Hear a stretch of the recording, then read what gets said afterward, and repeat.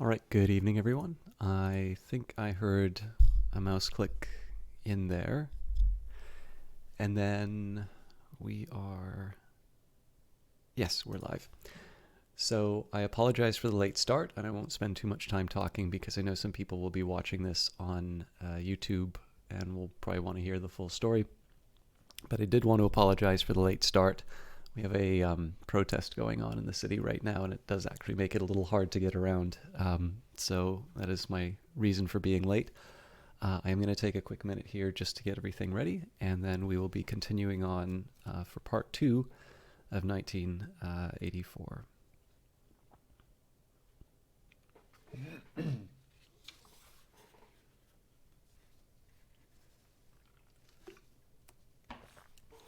All right, 1984 by George Orwell, part 2. I'll say chapter 1, that's what's in here. It was the middle of the morning, and Winston had left his cubicle to go to the lavatory. A solitary figure was coming towards him from the other end of the long, brightly lit corridor. It was the girl with dark hair. 4 days had gone past since the evening when he had run into her outside the junk shop. As she came nearer, he saw that her right arm was in a sling, not noticeable at a distance because it was the same color as her overalls. Probably she had crushed her hand while swinging around one of the big kaleidoscopes on which the plots of the novels were roughed in. It was a common accident in the fiction department. They were perhaps 4 meters apart when the girl stumbled and fell almost flat on her face. A sharp cry of pain was wrung out of her. She must have fallen right on the injured arm. Winston stopped short. The girl had risen to her knees. Her face had turned milky yellow color, against which her mouth stood out redder than ever. Her eyes were fixed on his, with an appealing expression that looked more like fear than pain. A curious emotion stirred in Winston's heart. In front of him was an enemy who was trying to kill him. In front of him also was a human creature, in pain and perhaps with a broken bone. Already he had instinctively started forward to help her. In the moment in which he had seen her fall on the bandaged arm, it had been as though he had felt the pain in his own body. "You're hurt," he said. "It's nothing, my arm. I'll be all right in a second." She spoke as though her heart were fluttering. She had certainly turned very pale. "You haven't broken anything?" "No, I'm all right. It hurt for a moment, that's all." She held out her free hand to him, and he helped her up. She'd regained some of her color and appeared very much better. "It's nothing," she repeated shortly. "I only gave my wrist a bit of a bang. Thanks, comrade." And with that, she walked on in the direction in which she had been going, as briskly though it had really been nothing. The whole incident could not have taken as much as half a minute. Not to let one's feelings appear in one's face was a habit that had acquired the status of an instinct, and in any case they had been standing straight in front of a telescreen when the thing happened. Nevertheless, it had been very difficult not to betray a momentary surprise, for in the 2 or 3 seconds while he was helping her up, the girl had slipped something into his hand. There was no question that she had done it intentionally. It was something small and flat, and he passed through the lavatory door. As he passed through the lavatory door, he transferred it to his pocket and felt it with the tips of his fingers. It was a scrap of paper folded into a square. Please excuse me 1 second.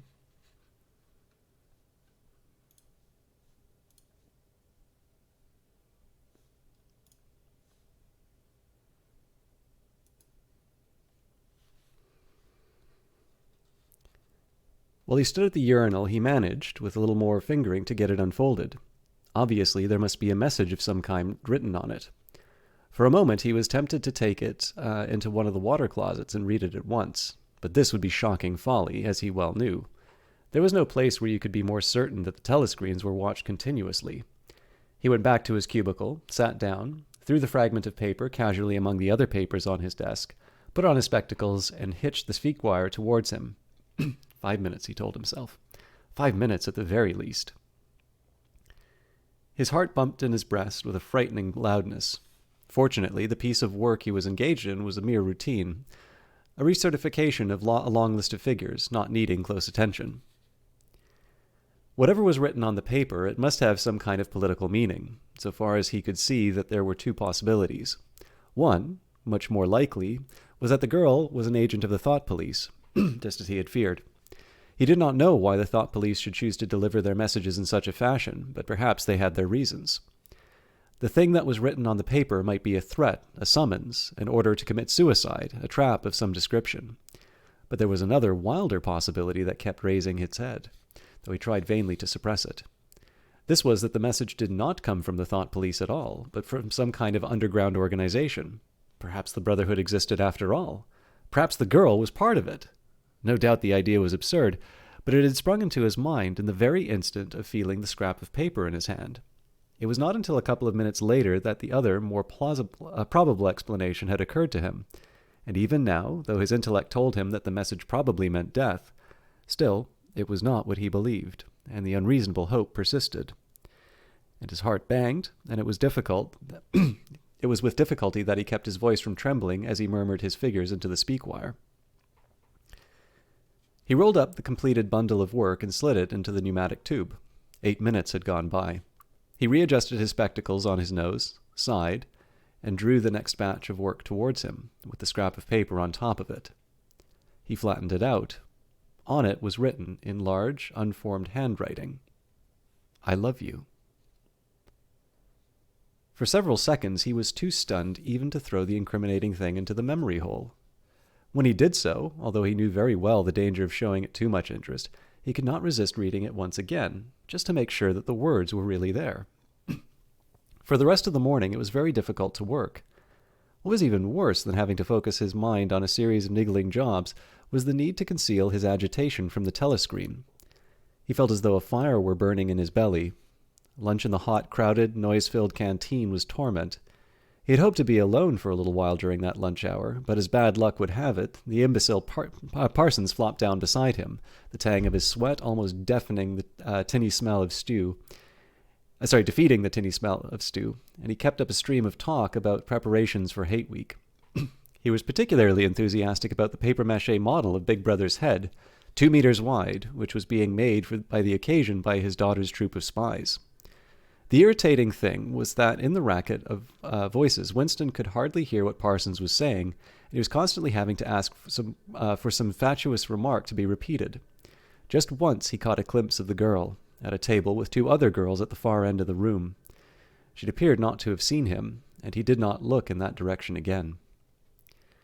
The afternoon was more bearable.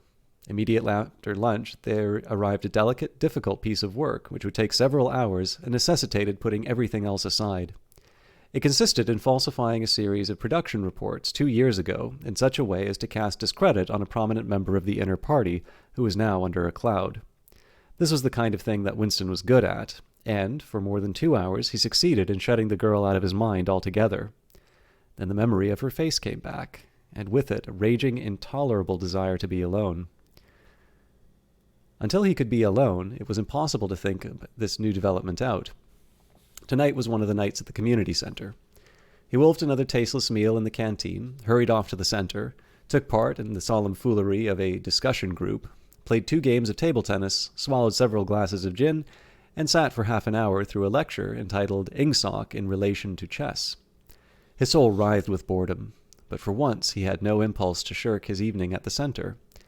At the sight of the words, "I love you," the desire to stay alive had welled up in him, and the taking of minor risks suddenly seemed stupid.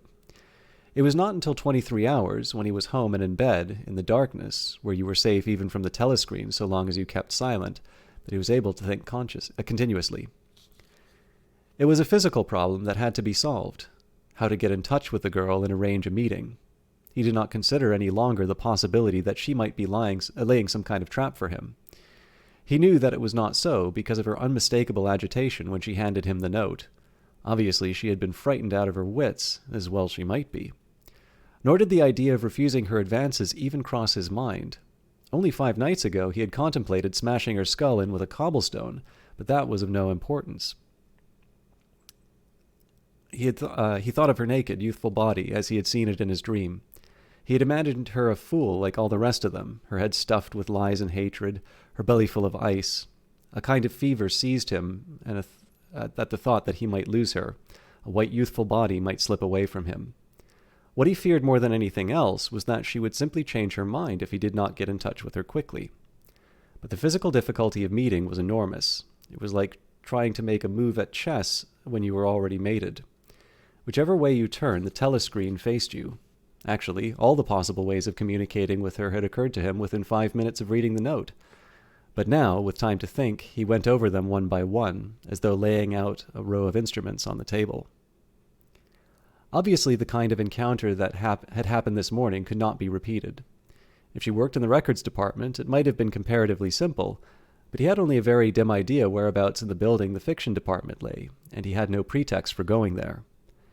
If he had known where she lived, and at what time she left work, he could have contrived to meet her somewhere on the way home, but to try to follow her home was not safe, because it would mean loitering about outside the ministry, which was bound to be noticed. As for sending her a letter through the mails, it was out of the question.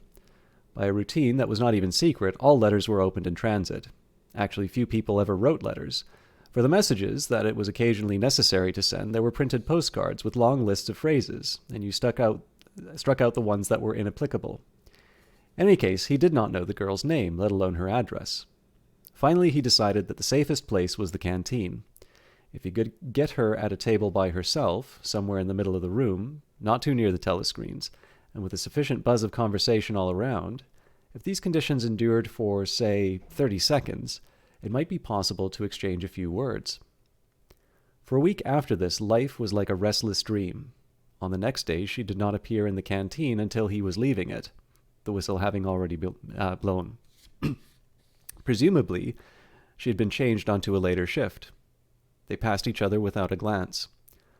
On the day after that, she was in the canteen at the usual time, but with 3 other girls and immediately under the telescreen. Then, for 3 dreadful days, she did not appear at all. His whole mind and body seemed to be afflicted with an unbearable sensitivity, a sort of transparency, which made every movement, every sound, every contact, every word that he had to speak or listen to an agony. Even in sleep, he could not altogether escape from her image. He did not touch the diary during those days. If there was any relief, it was in his work, in which he would sometimes forget himself for 10 minutes at a stretch. He had absolutely no clue as to what had happened to her. There was no inquiry he could make. She might have been vaporized. She might have committed suicide. She might have been transferred to the other end of Oceania. Worst and likeliest of all, she might simply have changed her mind and decided to avoid him. The next day, she reappeared. Her arm was out of the sling, and she had a band of sticking plaster around her wrist. The relief of seeing her was so great that he could not resist staring directly at her for several seconds. On the following day, he very nearly succeeded in speaking to her. When he came into the canteen, she was sitting at a table well from the wall and was quite alone. It was early, and the place was not very full. The queue edged forward till Winston was almost at the counter, then was held up for 2 minutes because someone in front of him was complaining that he had not received his tablet of saccharin. But the girl was still alone when Winston secured his tray and began to make for her table. He walked casually towards her, his eyes searching for a place at some table beyond her. She was perhaps 3 meters away from him. Another 2 seconds would do it. Then a voice behind him called, "Smith!" He pretended not to hear. "Smith!" repeated the voice more loudly. It was no use. He turned around, and a blonde-haired, silly-faced young man named Wilshire, whom he barely knew, was inviting him with a smile to a vacant place at his table. It was not safe to refuse. After having been recognized, he could not go and sit at a table with an unattended girl. It was too noticeable. He sat down with a friendly smile. The silly blonde face beamed into his. Winston had a hallucination of himself smashing a pickaxe right into the middle of it. The girl's table filled up a few minutes later. But she must have seen him coming towards her, and perhaps she would take the hint. The next day he took care to arrive early. Sure enough, she was at the table in about the same place, and again alone. The person immediately ahead of him in the queue was a small, swiftly moving, beetle-like man with a flat face and tiny, suspicious eyes. As Winston turned away from the counter with his tray, he saw that the little man was making straight for the girl's table. His hope sank again. There was a vacant place at a table further away, but something in the little man's appearance suggested that he would be sufficiently attentive to his own comfort to choose the emptiest table. With ice at his heart, Winston followed. It was no use unless he could get the girl alone. At this moment there was a tremendous crash. The little man was sprawling on all fours. His train had gone flying. 2 streams of soup and coffee were flowing across the floor. He started to his feet with a malignant glance at Winston, whom he evidently suspected of having tripped him. But it was all right. 5 seconds later, with a thundering heart, Winston was sitting at the girl's table. He did not look at her. He unpacked his tray and promptly began eating. It was all important to speak at once, before anyone else came, but now a terrible fear had taken possession of him. A week had gone by since she first approached him. She would have changed her mind. She must have changed her mind. It was impossible that this affair should end successfully. Such things did not happen in real life. He might have flinched altogether from speaking if at the moment he had not seen Ampleforth, the hairy-eared poet, wandering limply around the room with a tray, looking for a place to sit down. In his vague way, Ampleforth was attached to Winston, and would certainly sit down at his table if he caught sight of him. There was perhaps a minute in which to act. Both Winston and the girl were eating steadily. The stuff they were eating was a thin stew, actually a soup of haricot beans. In a low murmur, Winston began speaking. Neither of them looked up. Steadily, they spooned the watery stuff into their mouths, and between spoonfuls exchanged a few necessary words in low, expressionless voices. Time do you leave work? 18:30. Where can we meet? Victory Square, near the monument. It's full of telescreens. Doesn't matter if there's a crowd. Any signal? No. Don't come up to me until you see me among a lot of people, and don't look at me. Just keep somewhere near me. What time? 19 hours. All right. Ampleforth failed to see Winston and sat down at another table. They did not speak again. And so far as it was possible for two people sitting on opposite sides of the same table, they did not look at one another. When the girl finished her lunch, she quickly made off, while Winston stayed to smoke a cigarette. Winston was in Victory Square before the appointed time. He wandered round the base of the enormous fluted column, at the top of which Big Brother's statue gazed southwards towards the skies where he had vanquished the Eurasian aeroplanes, the East Asian aeroplanes it had been a few years ago in the Battle of Airstrip 1. In the street in front of it there was a statue of a man on horseback, which was supposed to represent Oliver Cromwell. At 5 minutes past the hour, the girl had still not appeared. Again, the terrible fear seized Winston. She was not coming. She had changed her mind. She walked slowly up to the north side of the square and got a sort of pale-colored pleasure from identifying St. Martin's Church, whose bell, when it had bells, had chimed, "You owe me 3 farthings." When he saw the girl standing at the base of the monument, reading, or pretending to read, a poster which ran spirally up the column, it was not safe to go near her until some more people had accumulated. There were telescreens all around the pediment.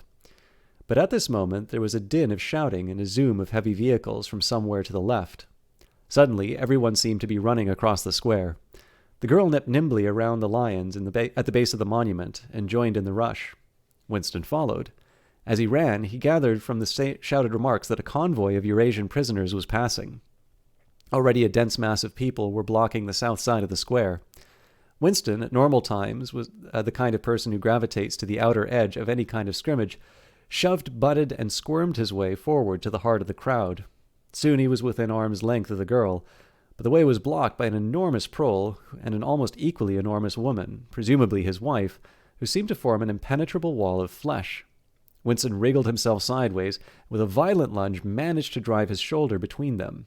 For a moment it felt as though his entrails were being ground to a pulp between the two muscular hips, but then he had broken through, sweating a little. He was next to the girl. They were shoulder to shoulder, both staring fixedly in front of them. A long line of trucks with wooden-faced guards armed with submachine guns standing upright in each corner was passing slowly down the street. In the trucks, little yellow men in shabby greenish uniforms were squatting, jammed close together. Their sad Mongolian faces gazed over the sides of the trucks, utterly incurious. Occasionally, when a truck jolted, there was a clank-clank of metal, and all the prisoners were wearing leg irons. Excuse me. Truckload after truckload of sad faces passed. Winston knew they were there, but he saw them only intermittently. The girl's shoulder and her arm right down to the elbow were pressed against his. Her cheek was almost near enough for him to feel its warmth. She had immediately taken charge of the situation, just as she had done in the canteen. She began speaking in the same expressionless voice as before, with lips barely moving, a mere murmur easily drowned out by the din of voices and the rumbling of the trucks. "Can you hear me?" "Yes." "Can you get Saturday afternoon off?" "Yes." "And listen carefully. You'll have to remember this. Go to Paddington Station. With a sort of military precision that astonished him, she outlined the route that he was to follow. A half-hour railway journey, turn left outside the station, 2 kilometers along the road, a gate with the top bar missing, a path across the field, a grass-grown lane, a track between the bushes, a dead tree with moss on it. It was as though she had a map inside her head. "Can you remember that all?" she murmured finally. "Yes." "You turn left, then right, then left again, and the gate's got no top bar." "Yes. What time?" "About 15. You may have to wait. I'll get there by another way. Are you sure you remember everything?" "Yes." "Then get away from me as quick as you can." She need not have told him that, but for the moment they could not extricate themselves from the crowd. The trucks were still filing past, the people still insatiably gaping. At the start there had been a few boos and hisses, but it came only from the party members among the crowd, and then soon stopped. The prevailing emotion was simple curiosity. Foreigners, whether from Eurasia or from Eastasia, were a strange kind of animal. One literally never saw them except in the guise of prisoners, and even as prisoners one never got more than a momentary glimpse of them. Nor did one know what became of them, apart from the few who were hanged as war criminals. The others simply vanished, presumably into forced labor camps. The round Mongol faces had given way to faces of a more European type, dirty, bearded, and exhausted. From over scrubby cheekbones, eyes looked into Winston's, sometimes with strange intensity, and then flashed away again. The convoy was drawing to an end. In the last truck he could see an aged man, his face a mass of grizzled hair, standing upright with his wrists crossed in front of him, as though he was used to having them bound together. It was almost time for Winston and the girl to part, but at the last moment, while the crowd still hemmed them in, her hand felt for his and gave it a fleeting squeeze. It could not have been 10 seconds, and yet it seemed like a long time that their hands were clasped together. He had time to learn every detail of her hand. He explored the long fingers, the shapely nails, the work-hardened palm with its row of calluses, the smooth flesh under the wrist. Merely from feeling it, he would have known it by sight. In the same instant, it occurred to him that he did not know what color the girl's eyes were. They were probably brown, but people with dark hair sometimes had blue eyes. To turn his head and look at her would have been inconceivable folly. With their hands locked together, invisible among the press of bodies, they stared steadily in front of them, and instead of the eyes of the girl, the eyes of the aged prisoner gazed mournfully at Winston out of nests of hair.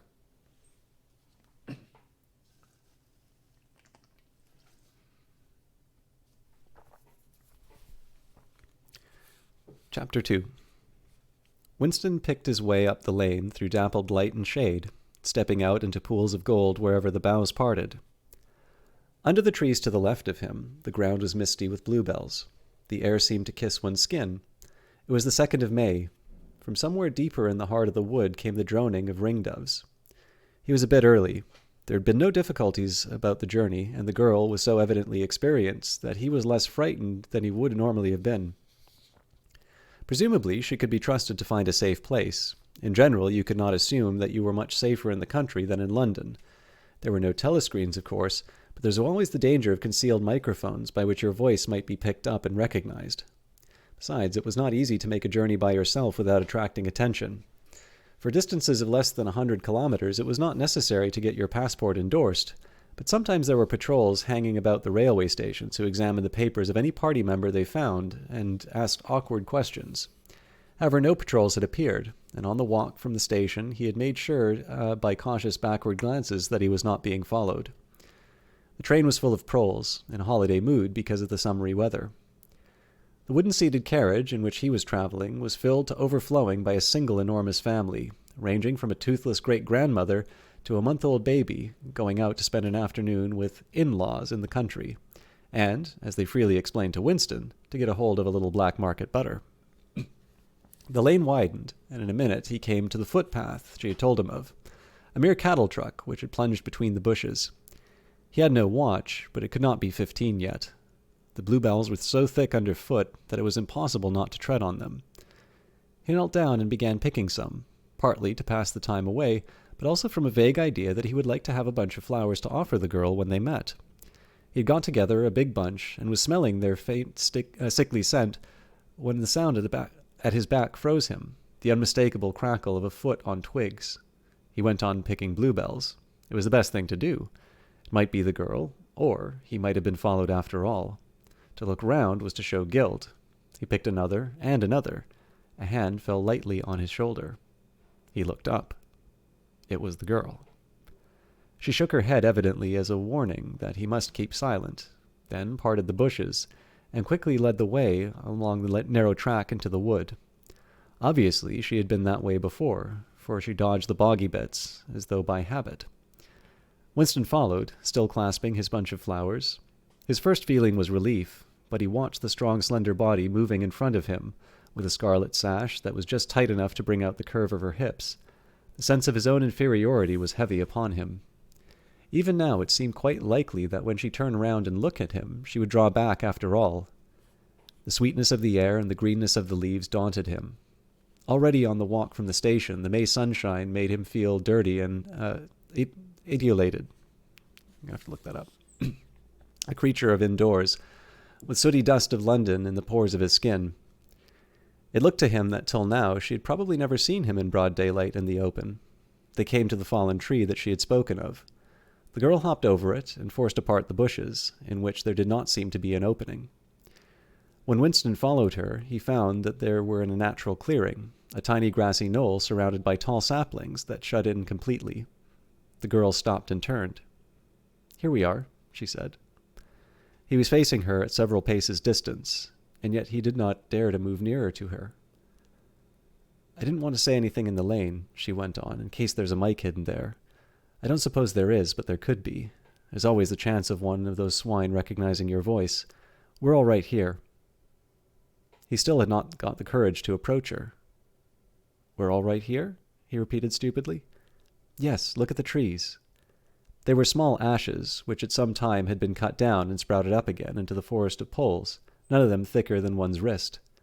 "There's nothing big enough to hide a mic in. Besides, I've been here before." They were only making conversation. He had managed to move closer to her now. She stood before him, very upright, with a smile on her face that looked faintly ironical, as though she were wondering why he was so slow to act. The bluebells had cascaded onto the ground. They seemed to have fallen of their own accord. He took her hand.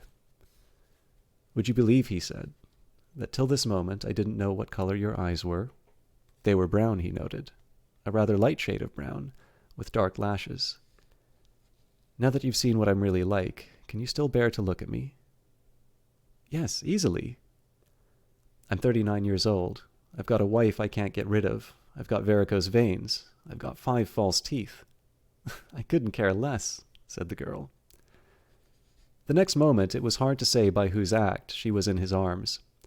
At the beginning he had no feeling except sheer incredulity. The youthful body was strained against his own.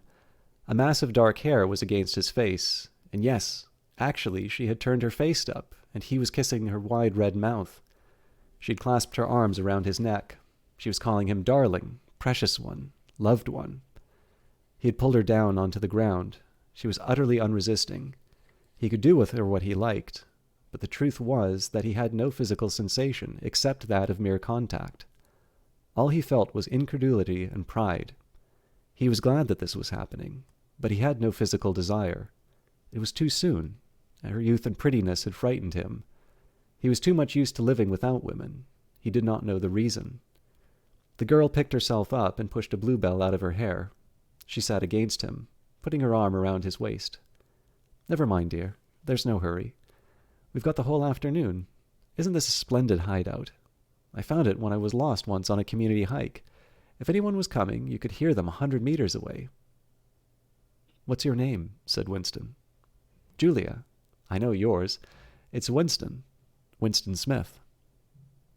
"How did you find that out?" "I expect I'm better at finding things out than you are, dear. Tell me, what did you think of me before the day I gave you the note?" He did not feel any temptation to tell lies to her. It was even a sort of love offering to start off by telling the worst. "I hated the sight of you," he said.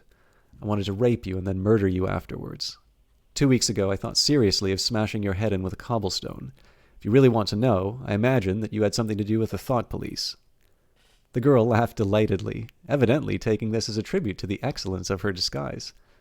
"Not the thought police? You didn't honestly think that?" "Well, perhaps not exactly that.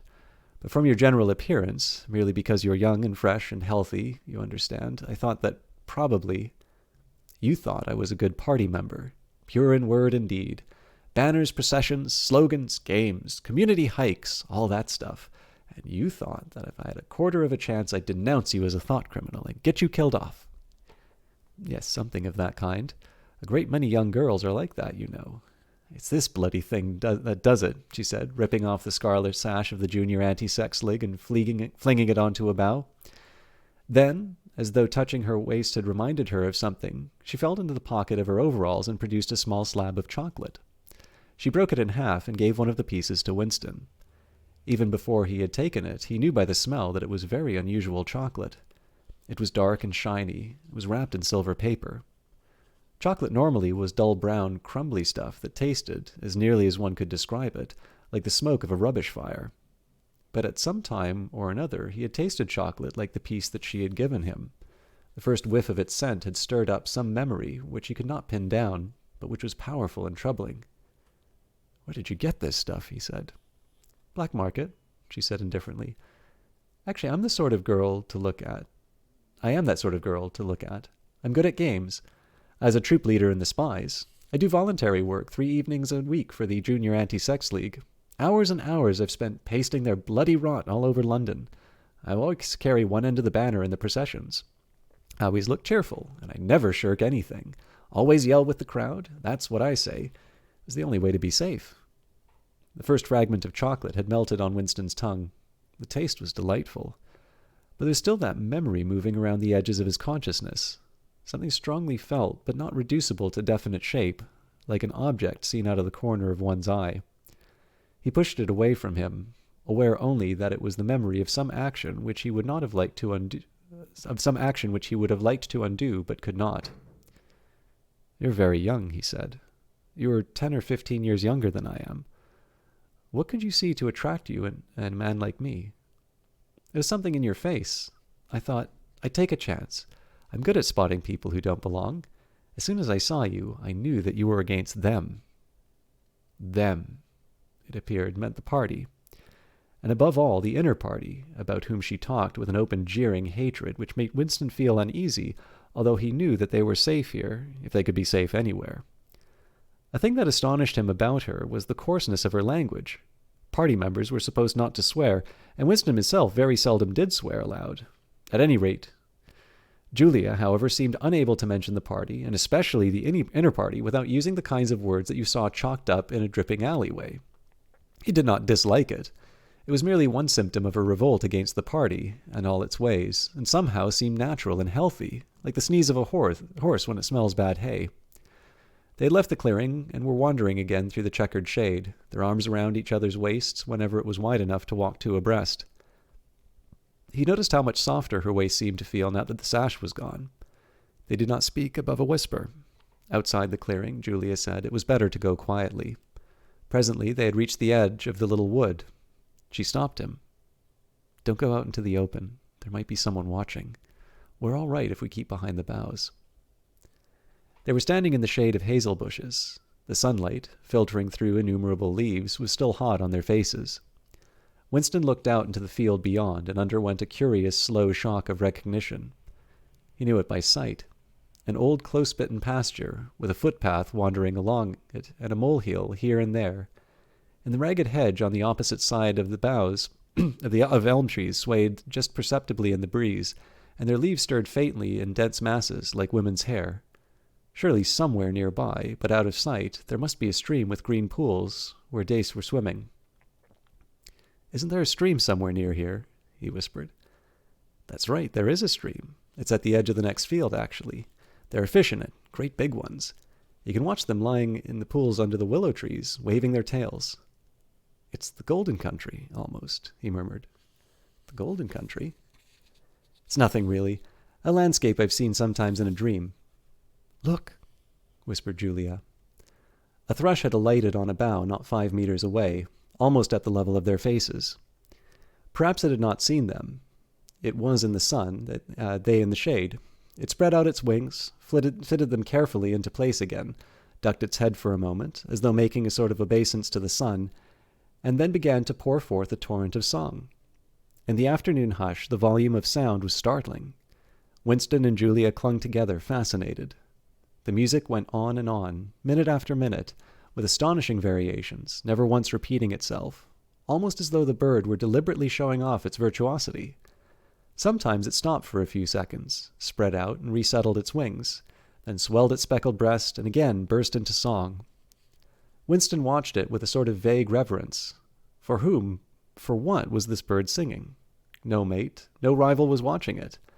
What made it sit at the edge of the lonely wood and pour its music into nothingness? He had wondered whether, after all, there was a microphone hidden somewhere near. He and Julia had only spoken in low whispers, and it would not pick up what they said, but it would pick up the thrush. Perhaps at the other end of the instrument some small beetle-like man was listening intently, listening to that. But by degrees the flood of music drove all speculations out of his mind. It was as though it was a kind of liquid stuff that poured all over him and got mixed up with the sunlight that filtered through the leaves. He stopped thinking and merely felt. The girl's waist and the bend of his arm was soft and warm. He pulled her around so that they were breast to breast. Her body seemed to melt into his. Wherever his hands moved, it was all as yielding as water. Their mouths clung together. It was quite different from the hard kisses that they had exchanged earlier. When they moved their faces apart again, both of them sighed deeply. The bird took fright, and fled with a clatter of wings. Winston put his lips against her ear. "Now," he whispered. "Not here," she whispered back. "Come back to the hideout. It's safer." Quickly, with an occasional crackle of twigs, they threaded their way back to the clearing. When they were once inside the ring of saplings, she turned and faced him. They were both breathing fast, but the smile had reappeared on the corners of her mouth. She stood looking at him for an instant, and then felt the zipper of her overalls. And yes, it was almost as in his dream. Almost as swiftly as he had imagined it, she had torn her clothes off, and when she flung them aside, it was with the same magnificent gesture by which the whole of civilization seemed to be annihilated. Her body gleamed white in the sun, but for a moment he did not look at her body. Her eyes were anchored by the freckled face with its faint, bold smile. He knelt down and before her and took her hands in his. "Have you done this before?" "Of course, hundreds of times. Well, scores of times, anyway." "With party members?" "Yes, always with party members." "With members of the inner party?"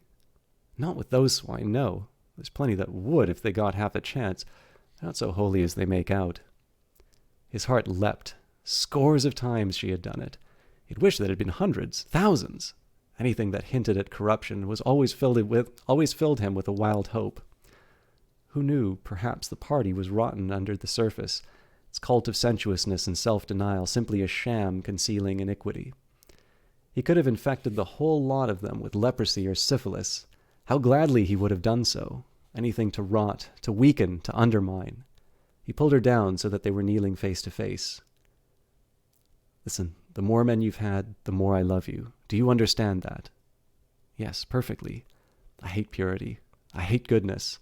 I don't want any virtue to exist anywhere. I want everyone to be corrupt to the bones." "Well, then I ought to suit you, dear. I'm corrupt to the bones." "You like doing this?"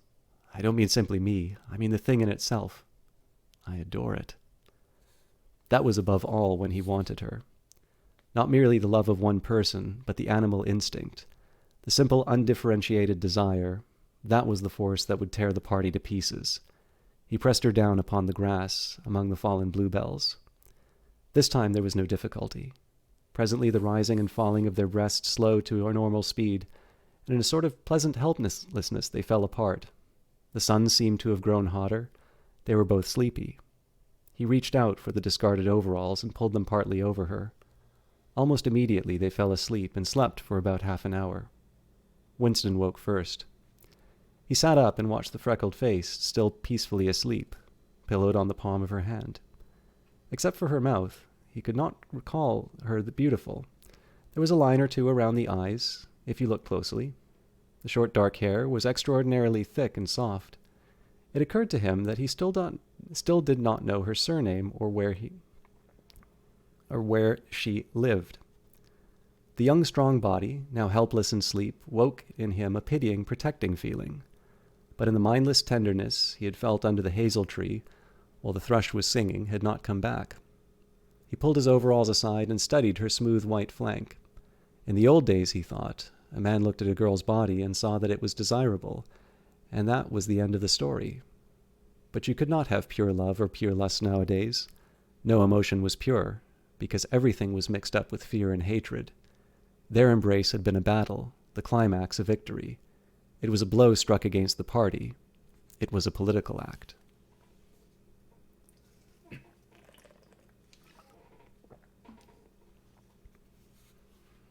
Chapter 3. "We can come here once again," said Julia. "It's generally safe to use any hideout twice, but not for another month or two, of course." As soon as she woke up, her demeanor had changed. She became alert and businesslike, put her clothes on, knotted the scarlet sash around her waist, and began arranging the details of the journey home. It seemed natural to leave this to her. She obviously had practical cunning, which Winston lacked. She seemed also to have an exhaustive knowledge of the countryside around London, stored away from innumerable community hikes. The route she gave him was quite different from the one by which he had come, and brought him out at a different railway station. "Never go home the same way you went out," she said, though enunciating an important general principle. She would leave first. Winston was to wait half an hour before following her. She had named a place where they could meet after work, 4 evenings hence. It was a street in one of the poorer quarters, where there was an open market which was generally crowded and noisy. She would be hanging out among the stalls, pretending to be in search of shoelaces or sewing thread. If she judged that the coast was clear, she would blow her nose when he approached. Otherwise, he was to walk past her without recognition. But with luck, in the middle of the crowd, it would be safe to talk for a quarter of an hour and arrange another meeting. "And now I must go," she said as soon as he had mastered his instructions. "I'm due back at 19:30. I've got to put in 2 hours for the Junior Anti-Sex League, handing out leaflets or something. Isn't it bloody? Give me a brush down, would you? I've got twigs in my hair. Are you sure? Then goodbye, my love. Goodbye." She flung herself into his arms, kissed him almost violently, and a moment later pushed her way through the saplings and disappeared into the wood with very little noise. Even now he had not found out her surname or her address. However, it made no difference, for it was inconceivable that they could ever meet indoors or exchange any kind of written communication. As it happened, they never went back to the clearing in the wood. During the month of May, there was only one further occasion on which they actually succeeded in making love. That was in another hiding place known to Julia, the belfry of a ruinous church in an almost deserted stretch of country where an atomic bomb had fallen 30 years earlier. It was a good hiding place once you got there, but the getting there was very dangerous. For the rest, they could meet only in the streets, in a different place every evening, and never for more than half an hour at a time. In the street, it was usually possible to talk, after a fashion. They drifted down the crowded pavements, not quite abreast and never looking at one another. They carried on a curious, intermittent conversation, which flicked on and off like beams of a lighthouse, suddenly nipped into silence by the approach of a party uniform or the proximity of a telescreen, and taken up again minutes later in the middle of a sentence, then abruptly cut short as they parted at the agreed spot, then continued almost without introduction on the following day. Julia appeared quite used to this kind of conversation, which she called talking by installments. She was also surprisingly adept at speaking without moving her lips. Just once in almost a month of nightly meetings they had managed to exchange a kiss. They were passing in silence down a side street. Julia would never speak when they were away from the main streets.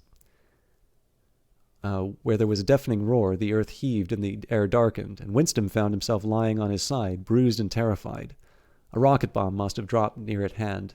Suddenly he became aware of Julia's face a few centimeters from his own, deathly white as chalk. Even her lips were white.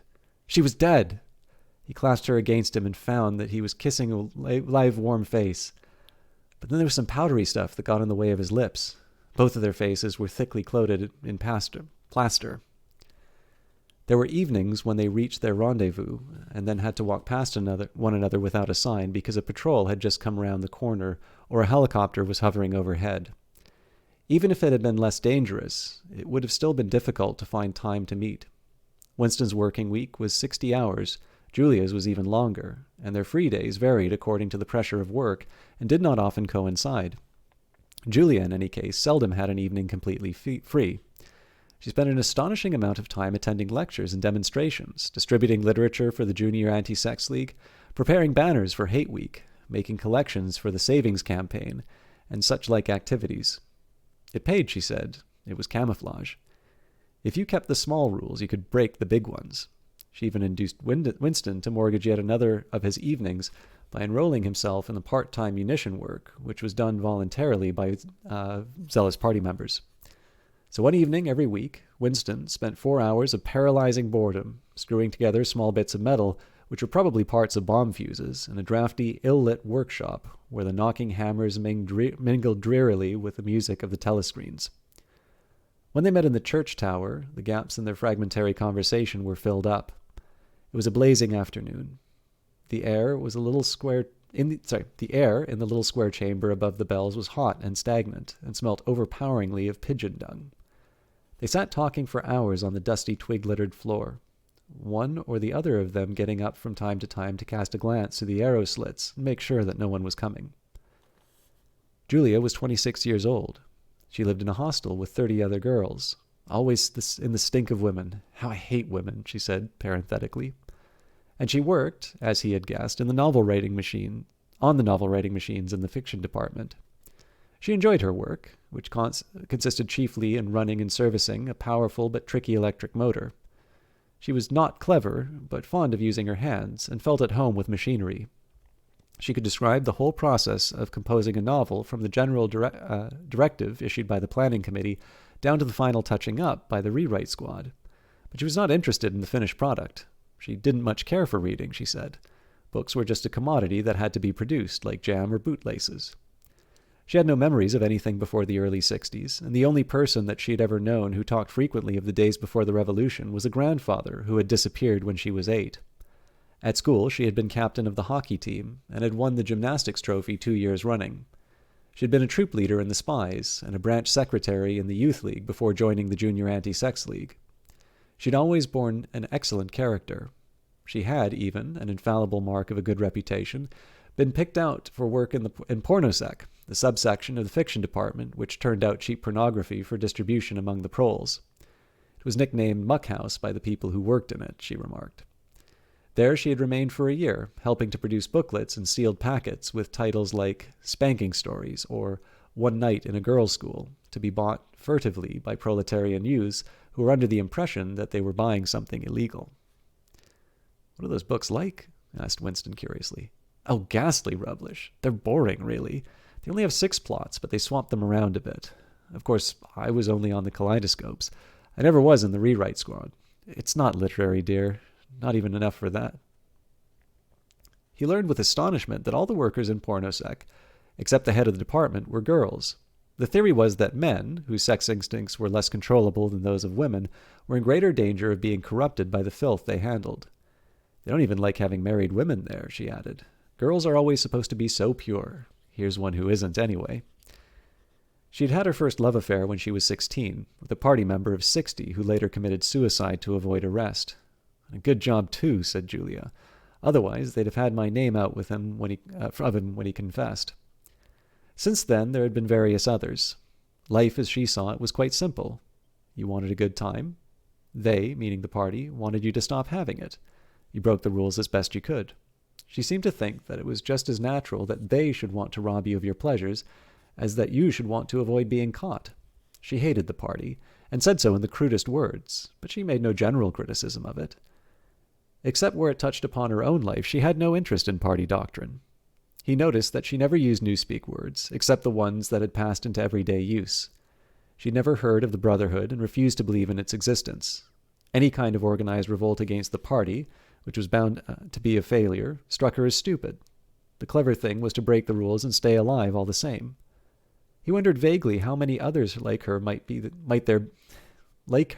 might be in the younger generation.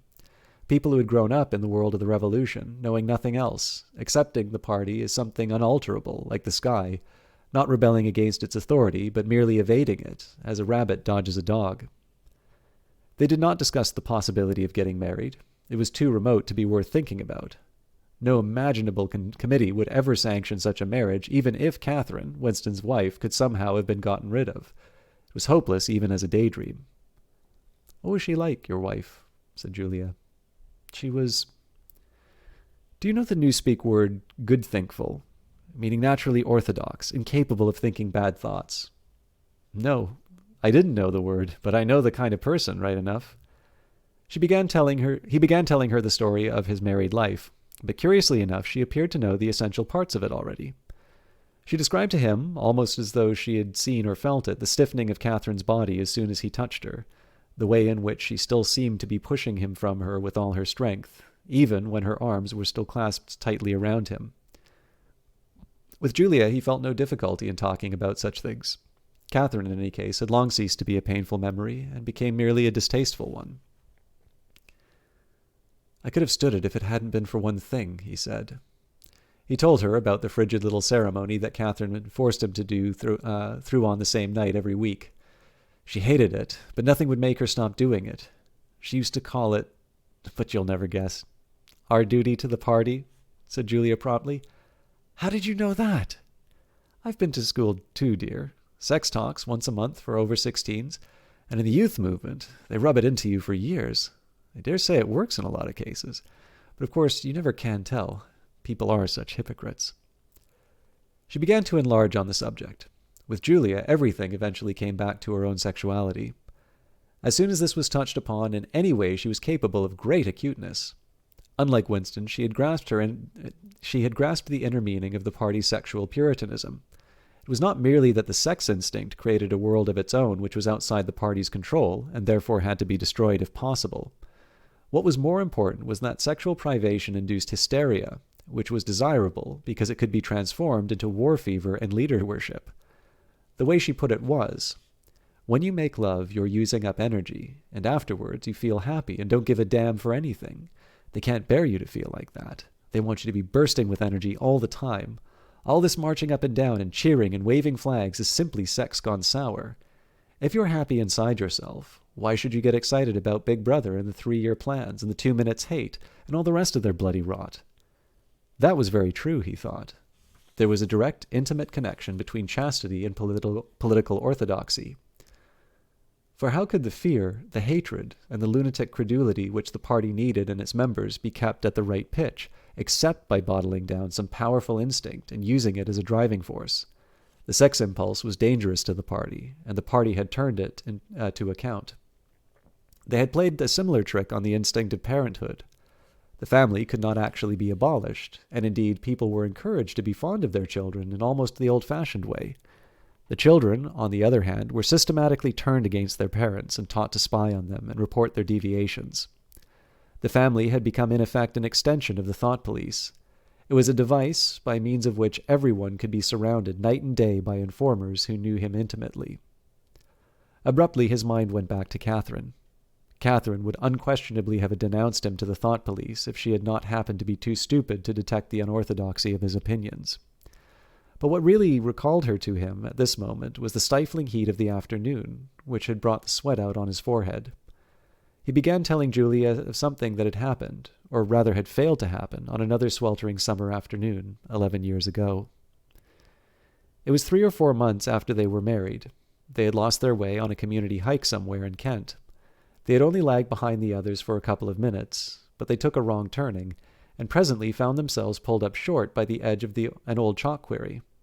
It was a sheer drop of 10 or 20 meters, with boulders at the bottom.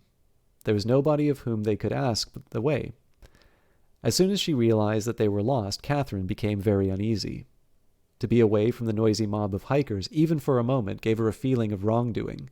She wanted to hurry back by the way that they had come and start searching in the other direction. But at this moment, Winston noticed some tufts of loosestrife growing in the cracks of the hill beneath them. One tuft was of 2 colors, magenta and brick red, apparently growing on the same root. He'd never seen anything of that kind before, and he called Catherine to come look at it.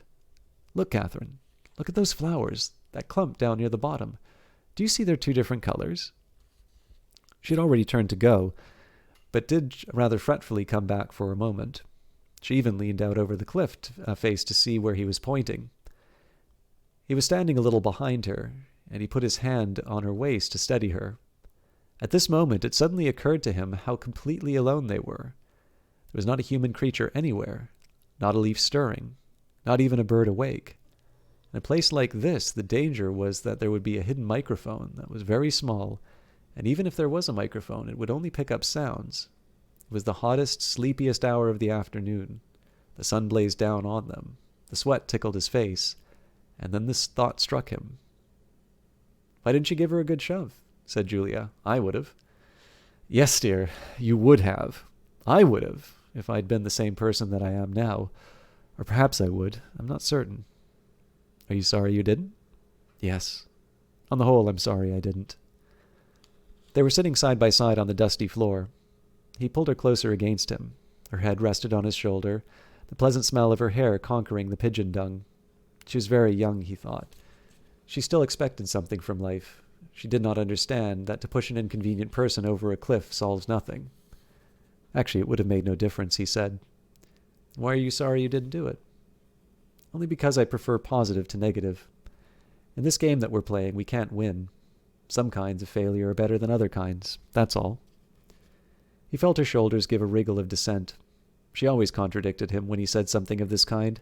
She would not accept it as a law of nature that the individual is always defeated. In a way, she realized that she herself was doomed, that sooner or later the thought police would catch her and kill her. But with another part of her mind, she believed that it was somehow possible to construct a secret world in which you could live as you choose. All you needed was luck and cunning and boldness. She did not understand that there was no such thing as happiness, that the only victory lay in the far future, long after you were dead, that from the moment of declaring war on the party, it was better to think of yourself as a corpse. "We are the dead," he said. "We're not dead yet," said Julia prosaically. "Not physically. 6 months, a year, 5 years, conceivably. I'm afraid of death. You're young, so presumably you're more afraid of it than I am. Obviously, we shall put it off as long as we can, but it makes very little difference. As long as human beings stay human, death and life are the same thing." "Oh, rubbish! Which would you sooner sleep with, me or a skeleton? Don't you enjoy being alive? Don't you like feeling?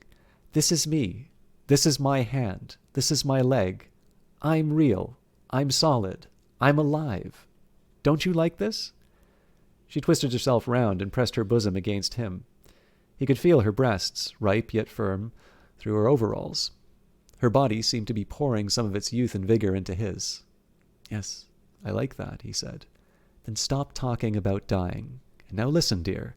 We've got to fix up about the next time we meet.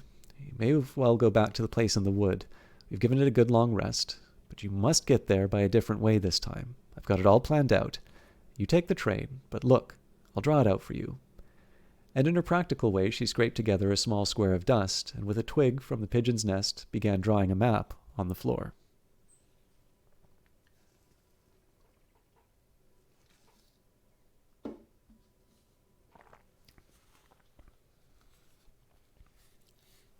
Chapter 4. Winston looked around the shabby little room above Mr. Charrington's shop.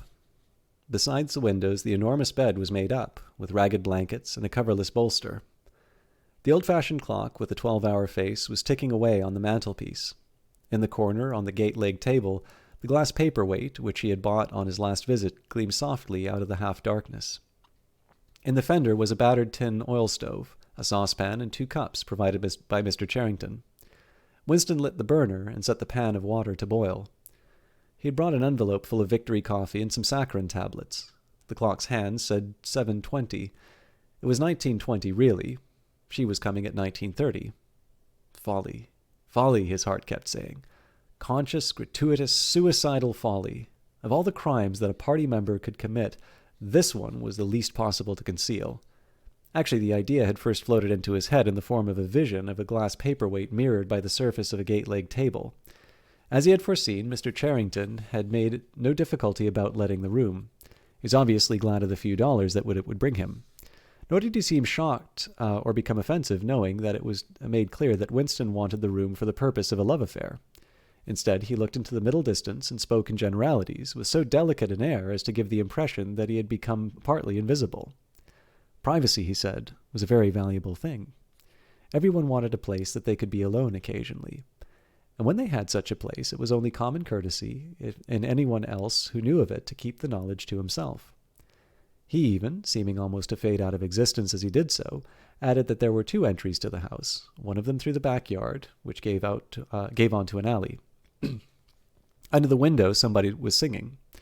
Winston peeped out, secure in the protection of the muslin curtain. The June sun was still high in the sky, and the sun-filled court below, below a monstrous woman, solid as a Norman pillar, with brawny red forearms and a sacking apron strapped about her middle, was stumping to and fro between a washtub and a clothesline, pegging out a series of square white things which Winston recognized as baby's diapers. Whenever her mouth was not corked with a clothes peg, she was singing in a powerful contralto. Was only an hopeless fancy, it passed like April dye. But look and word, and the dreams they stirred, they've stolen my art away. The tune had been haunting London for the past week. It was one of countless similar songs published for the benefit of the proles by a subsection of the music department. The words of these songs were composed without any human intervention whatever on an instrument known as a versificator. But the woman sang so tunefully as to turn the dreadful rubbish into an almost pleasant sound.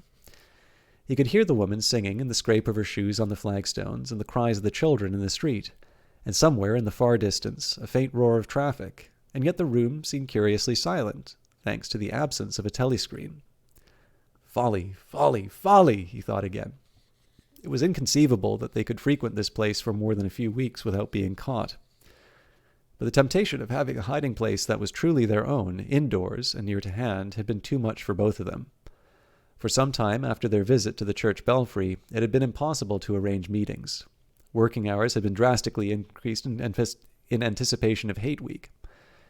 It was more than a month distant, but the enormous complex preparations that it entailed were throwing extra work onto everybody. Finally, both of them managed to secure a free afternoon on the same day. They had agreed to go back to the clearing in the wood. On the evening beforehand, they met briefly in the street. As usual, Winston hardly looked at Julia as they drifted towards one another in the crowd, but from the short glance he gave her, it seemed to him that she was paler than usual. "It's all off," she murmured as soon as she judged it safe to speak. "Tomorrow, I mean." "What?" "Tomorrow afternoon I can't come." "Why not?" "Oh, the usual reason. It started early this time."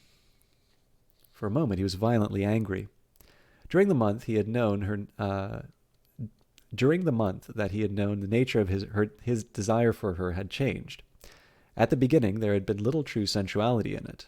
Their first love-making had been simply an act of will, but after the second time it was different. The smell of her hair, the taste of her mouth, the feeling of her skin seemed to have gotten inside him, or into the air all around him. She'd become a physical necessity, something that he not only wanted, but felt that he had a right to.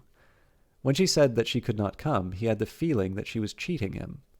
But just as at this moment the crowd pressed them together and their hands accidentally met, she gave the tips of his fingers a quick squeeze that seemed to invite not desire but affection. It struck him that when one lived with a woman, this particular disappointment must be a normal recurring event, and a deep tenderness, such as he had not felt before, suddenly took hold of him. He wished that they were a married couple of 10 years' standing. He wished that he were walking through the streets with her just as they were doing now, but openly and without fear, talking of trivialities and buying odds and ends for the household. He wished above all that they had some place where they could be alone together without feeling the obligation to make love every time that they meet. It was not actually at that moment, but at some time on the following day, that the idea of renting Mr. Charrington's room had occurred to him. When he suggested it to Julia, she agreed with unexpected readiness. Both of them knew that it was lunacy. It was as though they were intentionally stepping nearer to their graves. He sat waiting on the edge of the bed and thought again of the cellars of the Ministry of Love. It was curious how that predestined horror moved in and out of one's consciousness. There it lay, fixed in future time, preceding death as surely as 99 precedes 100. One could not avoid it, but one could perhaps postpone it. And yet instead, every now and again, by a conscious, willful act, one chose to shorten the interval before it happened. At this moment there was a quick step on the stairs. Julia burst into the room.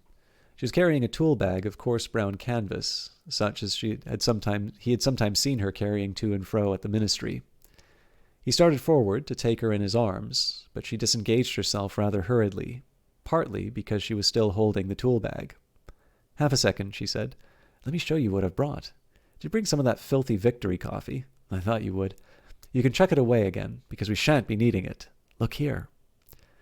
She fell on her knees and threw open the bag and out tumbled some spanners and a screwdriver that filled the top part of it.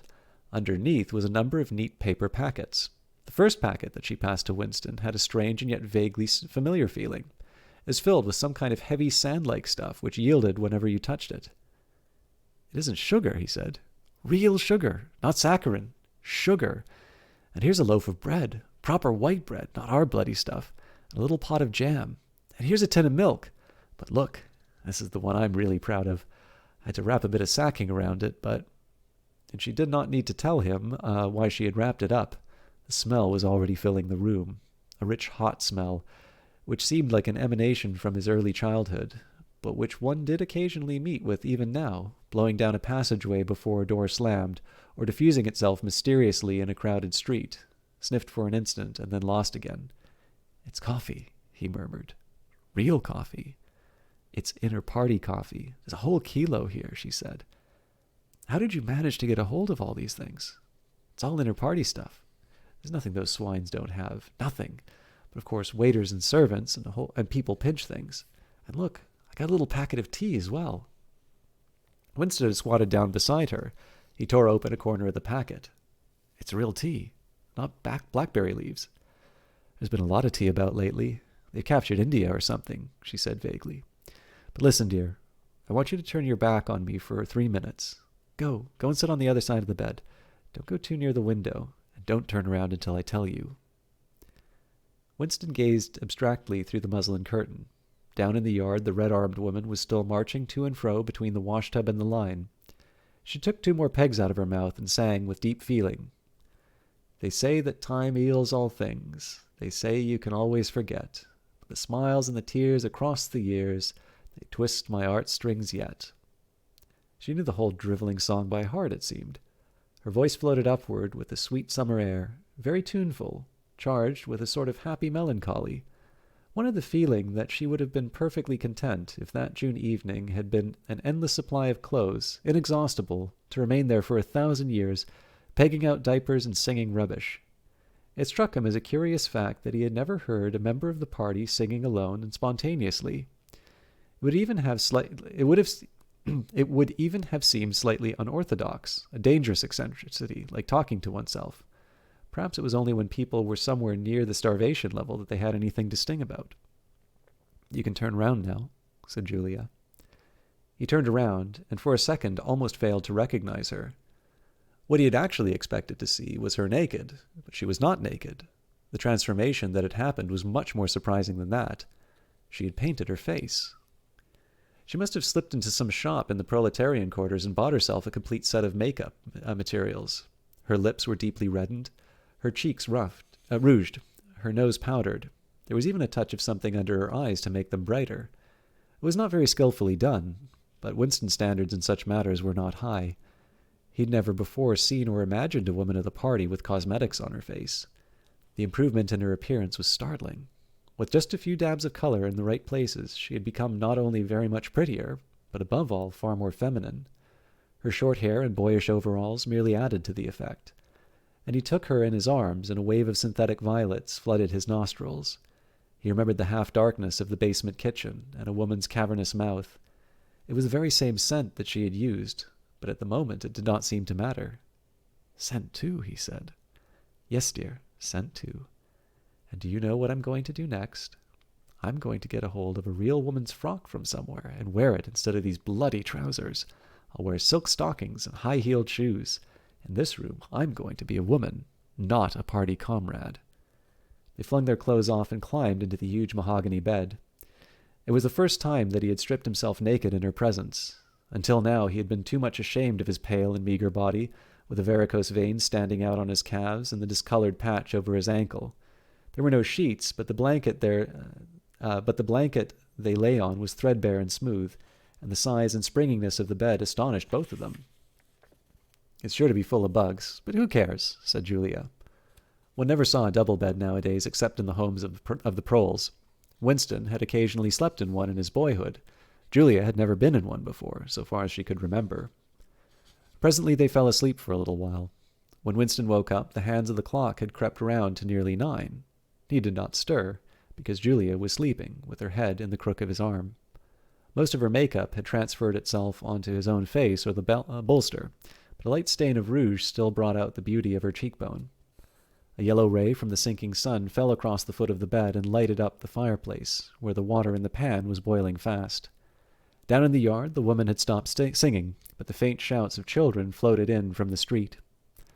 He wondered vaguely whether in the abolished past it had been a normal experience to lie in a bed like this, in the cool of a summer evening, a man and a woman with no clothes on, making love when they chose, talking of what they chose, not feeling any compulsion to get up, simply lying there and listening to the peaceful sounds outside. Surely there never could have been a time when that seemed ordinary. Julia woke up, rubbed her eyes, and raised herself on her elbow to look at the oil stove.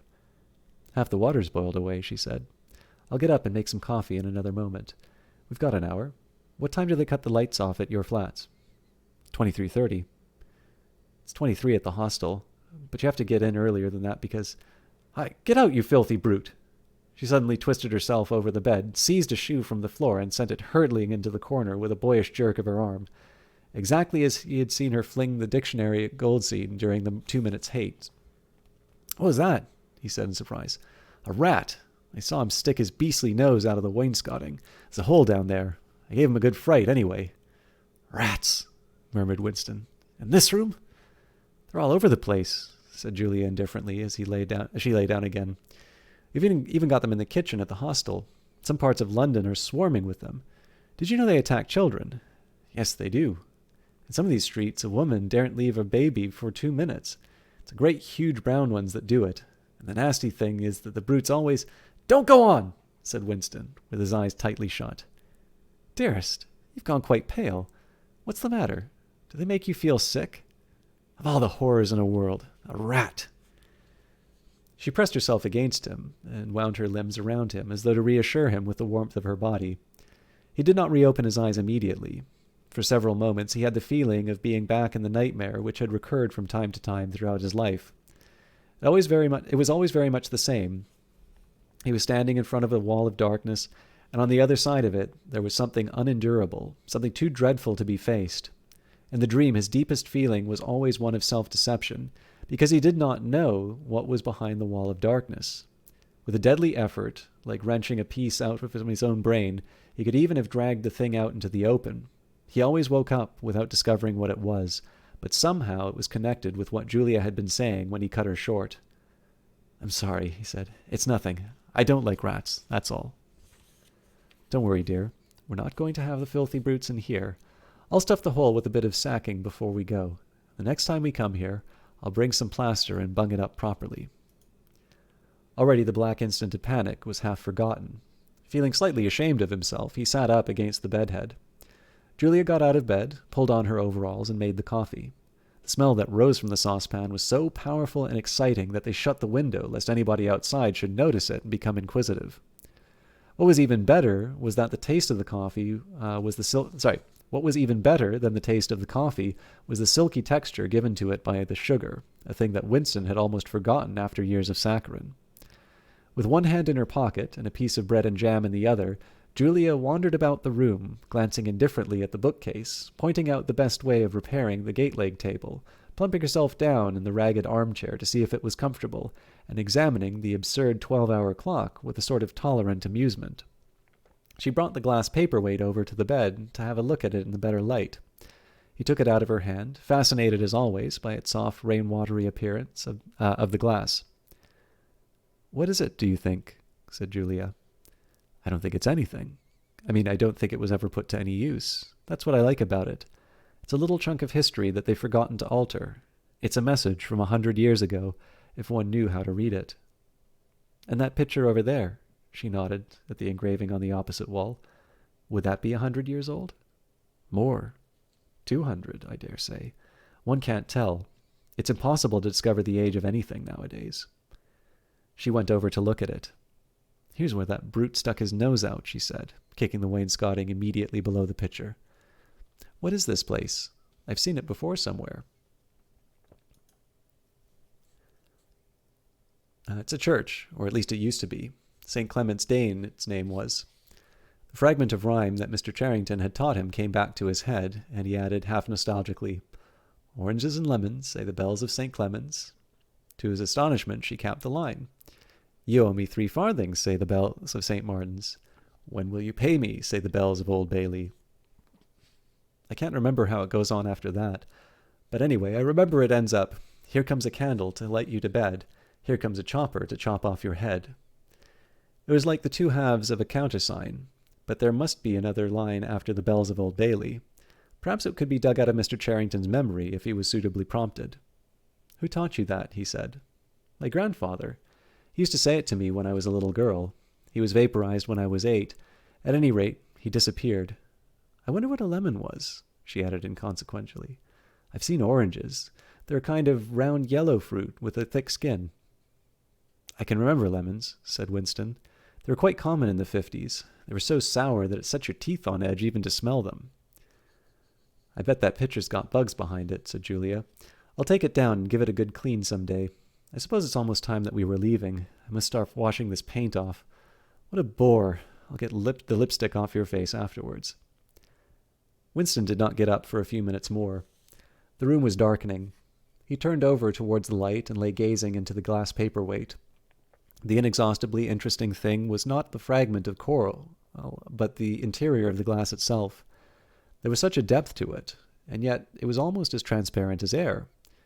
It was as though the surface of the glass had been the arch of the sky, enclosing a tiny world with its atmosphere complete.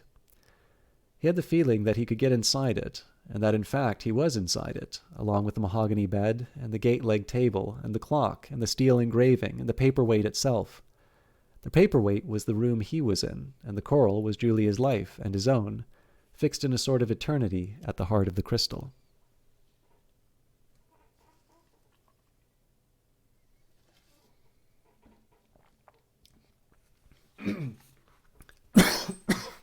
Sorry.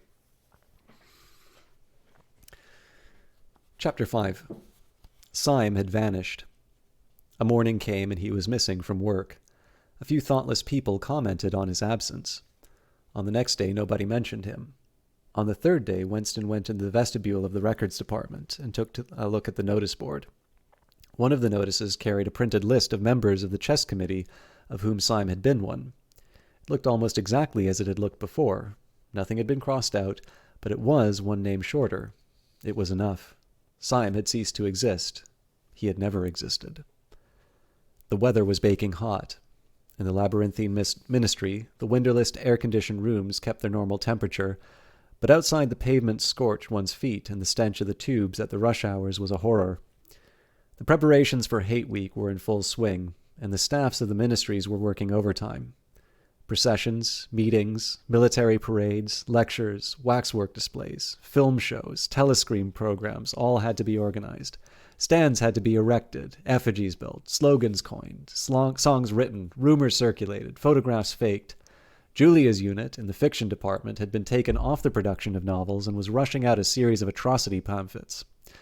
Winston, in addition to his regular work, spent long periods every day going through the back files of the Times and altering and embellishing news items which were to be quoted in speeches. Late at night, when the crowds of rowdy proles roamed the streets, the town had a curiously febrile air. The rocket bombs crashed oftener than ever, and sometimes in the far distance there were enormous explosions which no one could explain, and about which there were wild rumors. The new tune, which was to be the theme song of Hate Week, the Hate Song it was called, had already been composed and was being endlessly plugged on the telescreens. It had a savage barking rhythm which could not exactly be called music, but resembled the beating of a drum. Roared out by hundreds of voices to the tramp of marching feet, it was terrifying. The proles had taken a fancy to it, and in the midnight streets it competed with the still popular "It Was Only a Hopeless Fancy." The parson's children played it at all hours of night and day, unbearably on a comb and a piece of toilet paper. Winston's evenings were fuller than ever.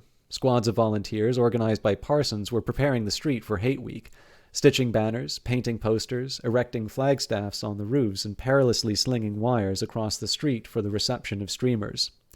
Parsons boasted that Victory Mansions alone would display 400 meters of bunting. He was in his native element, and as happy as a lark. The heat and manual work had even given him a pretext for reverting to shorts and an open shirt in the evenings. He was everywhere at once, pushing, pulling, sawing, hammering, improvising, jollying everyone along with comradely exhortations, and giving out from every fold of his body what seemed an inexhaustible supply of acrid-smelling sweat. A new poster had suddenly appeared all over London.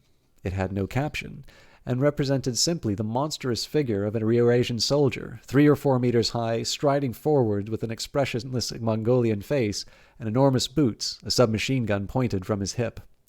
From whatever angle you looked at the poster, the muzzle of the gun, magnified by the foreshortening, seemed to be pointed straight at you. The thing had been plastered on every blank space on every wall, even outnumbering the portraits of Big Brother. The proles, normally apathetic about the war, were being lashed into one of their periodical frenzies of patriotism. As thought to harmonize with the general mood, the rocket bombs had been killing larger numbers of people than usual. One fell on a crowded film theater in Stepney, burying several hundred victims among the ruins. The whole population of the neighborhood turned out for a long trailing funeral, which went on for hours and was, in effect, an indignation meeting. Another bomb fell on a piece of waste ground, which was used as a playground, and several dozen children were blown to pieces. There were further angry demonstrations. Goldstein was burned in effigy. Hundreds of copies of the poster of the Eurasian soldier were torn down and added to the flames.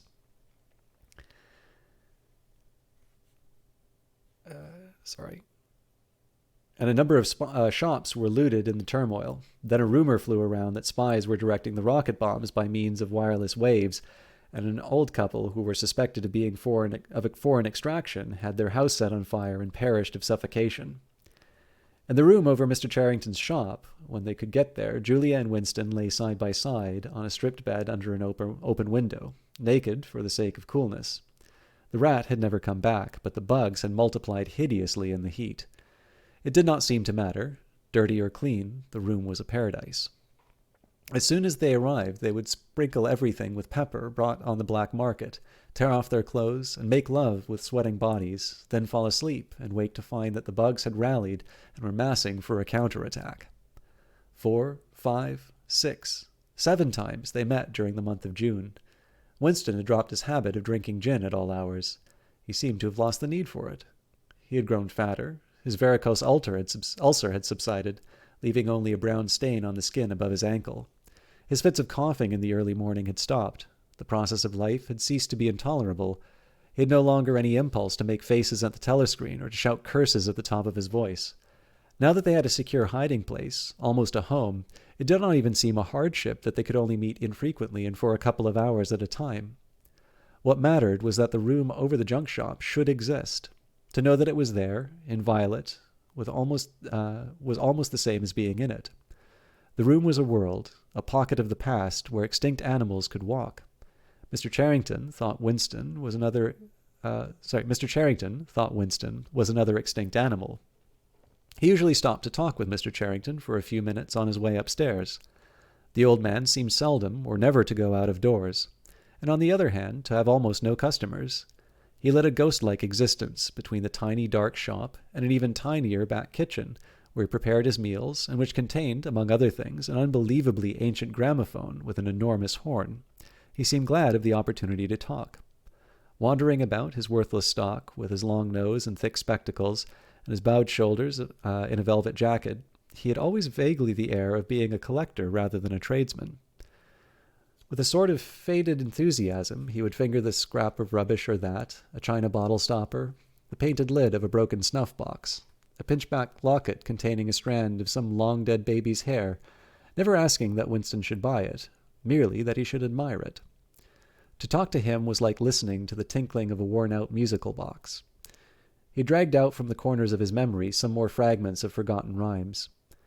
There was one about 24 blackbirds, and another about a cow with a crumpled horn, and another about the death of poor Cock Robin.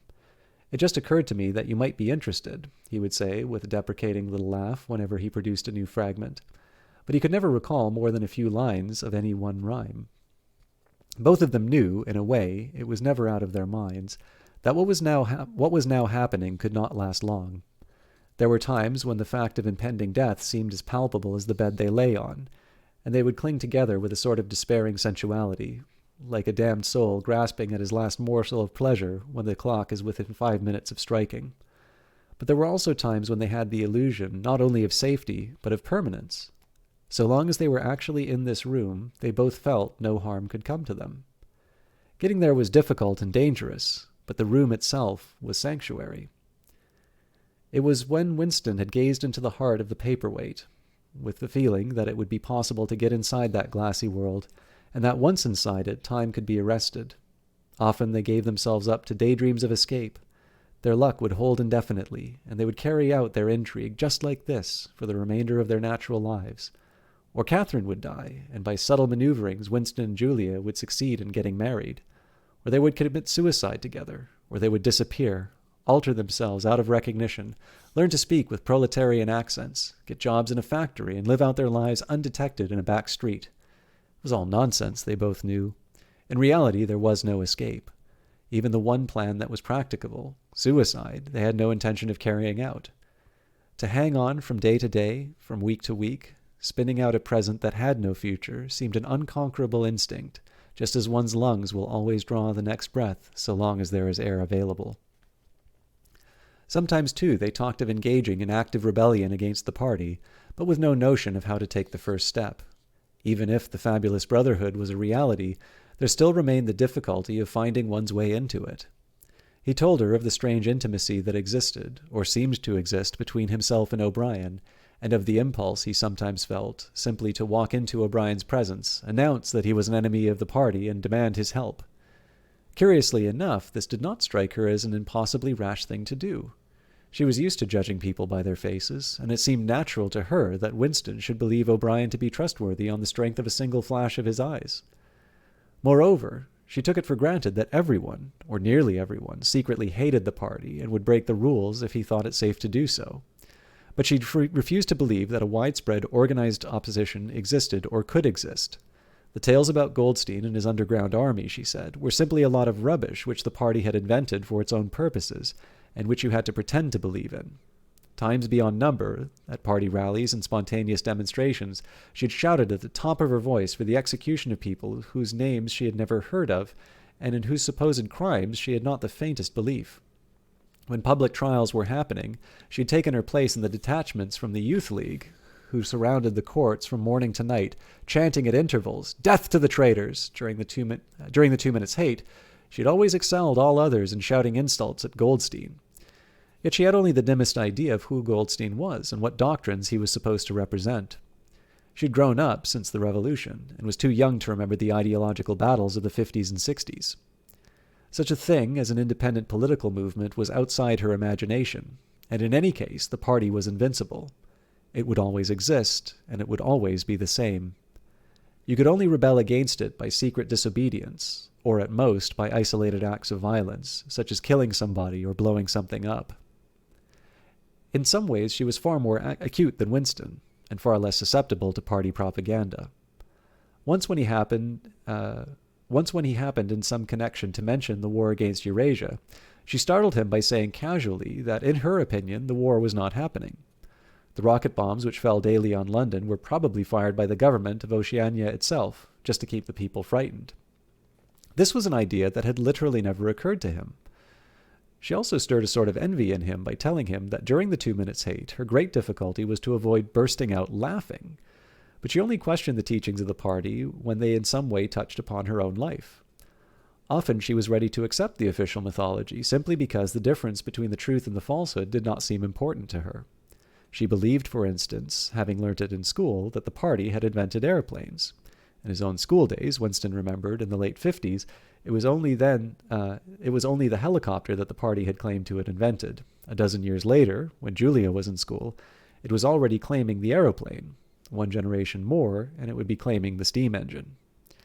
And when he told her that aeroplanes had been in existence before he was born, and long before the rebellion, the fact struck her as totally uninteresting. After all, what did it matter who had invented aeroplanes? It was rather more of a shock to him when he had discovered from some chance remark she did not remember that Oceania, 4 years ago, had been at war with East Asia and at peace with Eurasia. It was true that she regarded the whole war as a sham, but apparently she had not even noticed that the name of the enemy had changed. "I thought we'd always been at war with Eurasia," she said vaguely. It frightened him a little. The invention of aeroplanes dated from long before her birth, but the switchover in the war had happened only 4 years ago, when she was grown up. He argued with her about it for perhaps a quarter of an hour. In the end, he succeeded in forcing her memory back until she did dimly recall that at one time East Asia and not Eurasia had been the enemy. But the issue still struck her as unimportant. "Who cares?" she said impatiently. "It's always one bloody war after another, and one knows the news is all lies anyway." Sometimes he talked to her of the records department and the impudent forgeries that he committed there. Such things did not appear to horrify her. She did not feel the abyss opening beneath her feet at the thought of lies becoming truths.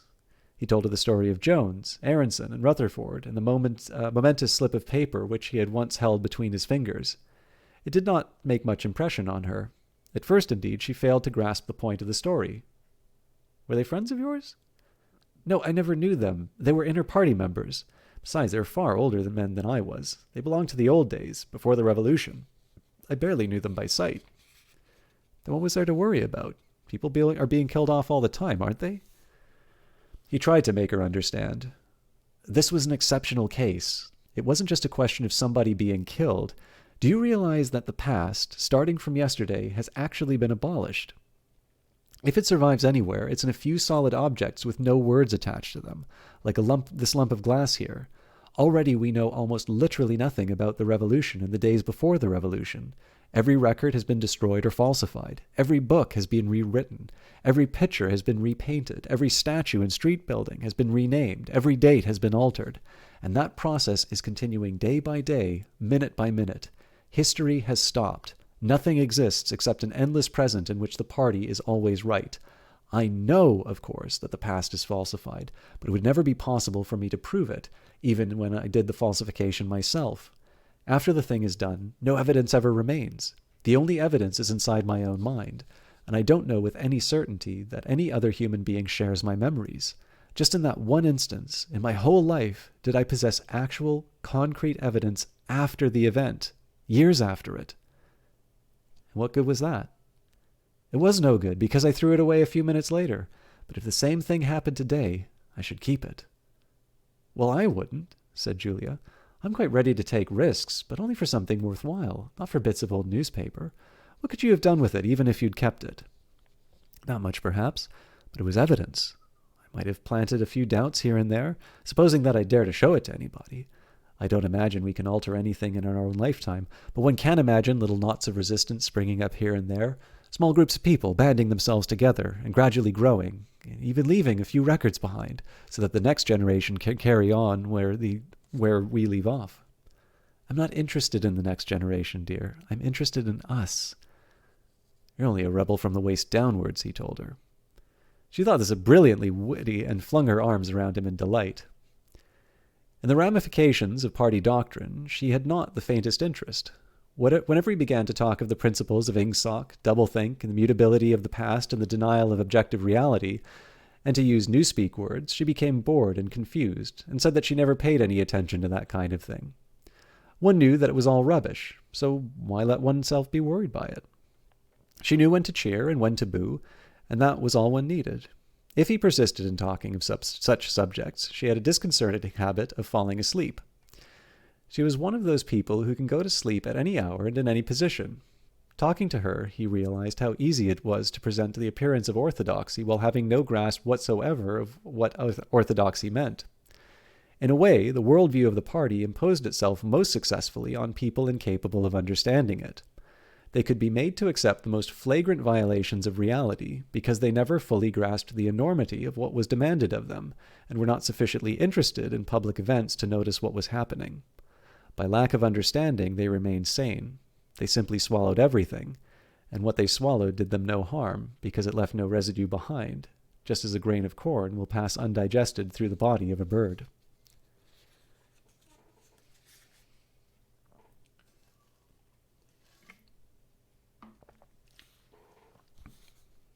Chapter 6.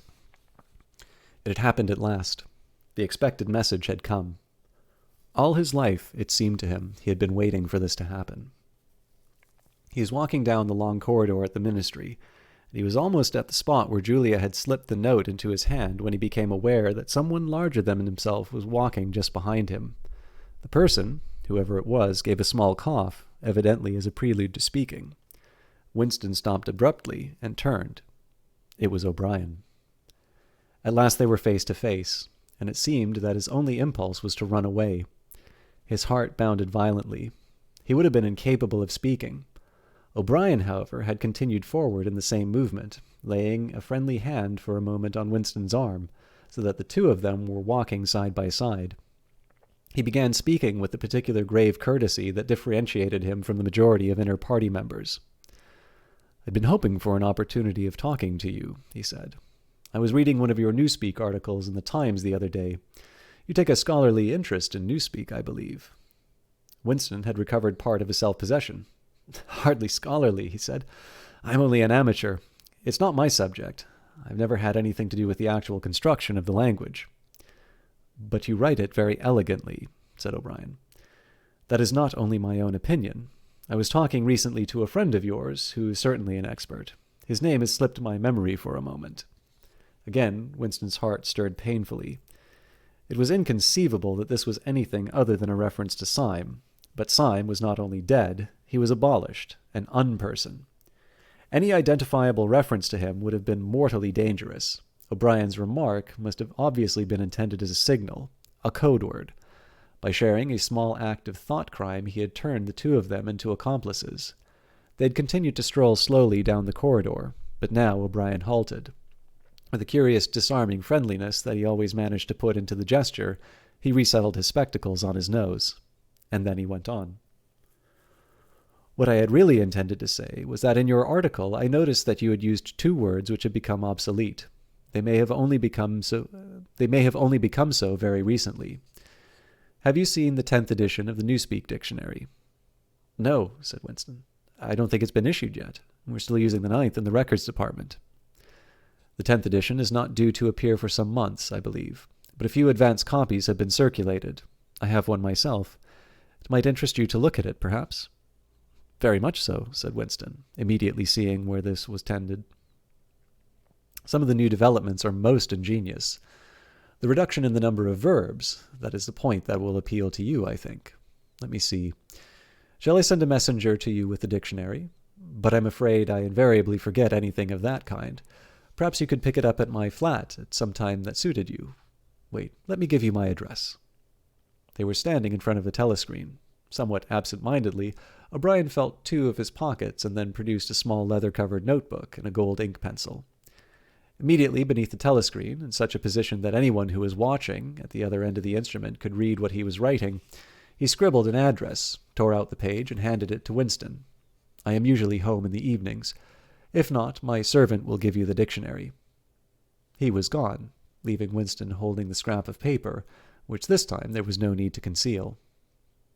Nevertheless, he carefully memorized what was written on it, and some hours later dropped it into the memory hole along with a mass of other papers. They had been talking to one another for a couple of minutes at the most. There was only one meaning that episode could possibly have. It had been contrived as a way of letting Winston know O'Brien's address. This was necessary, because except by direct inquiry it was never possible to discover where anyone lived. There were no directories of any kind. "If you ever want to see me, this is where I can be found," was what O'Brien had been saying to him. Perhaps there would even be a message concealed somewhere in the dictionary. But at any rate, one thing was certain. The conspiracy that he had dreamed of did exist, and he had reached the outer edges of it.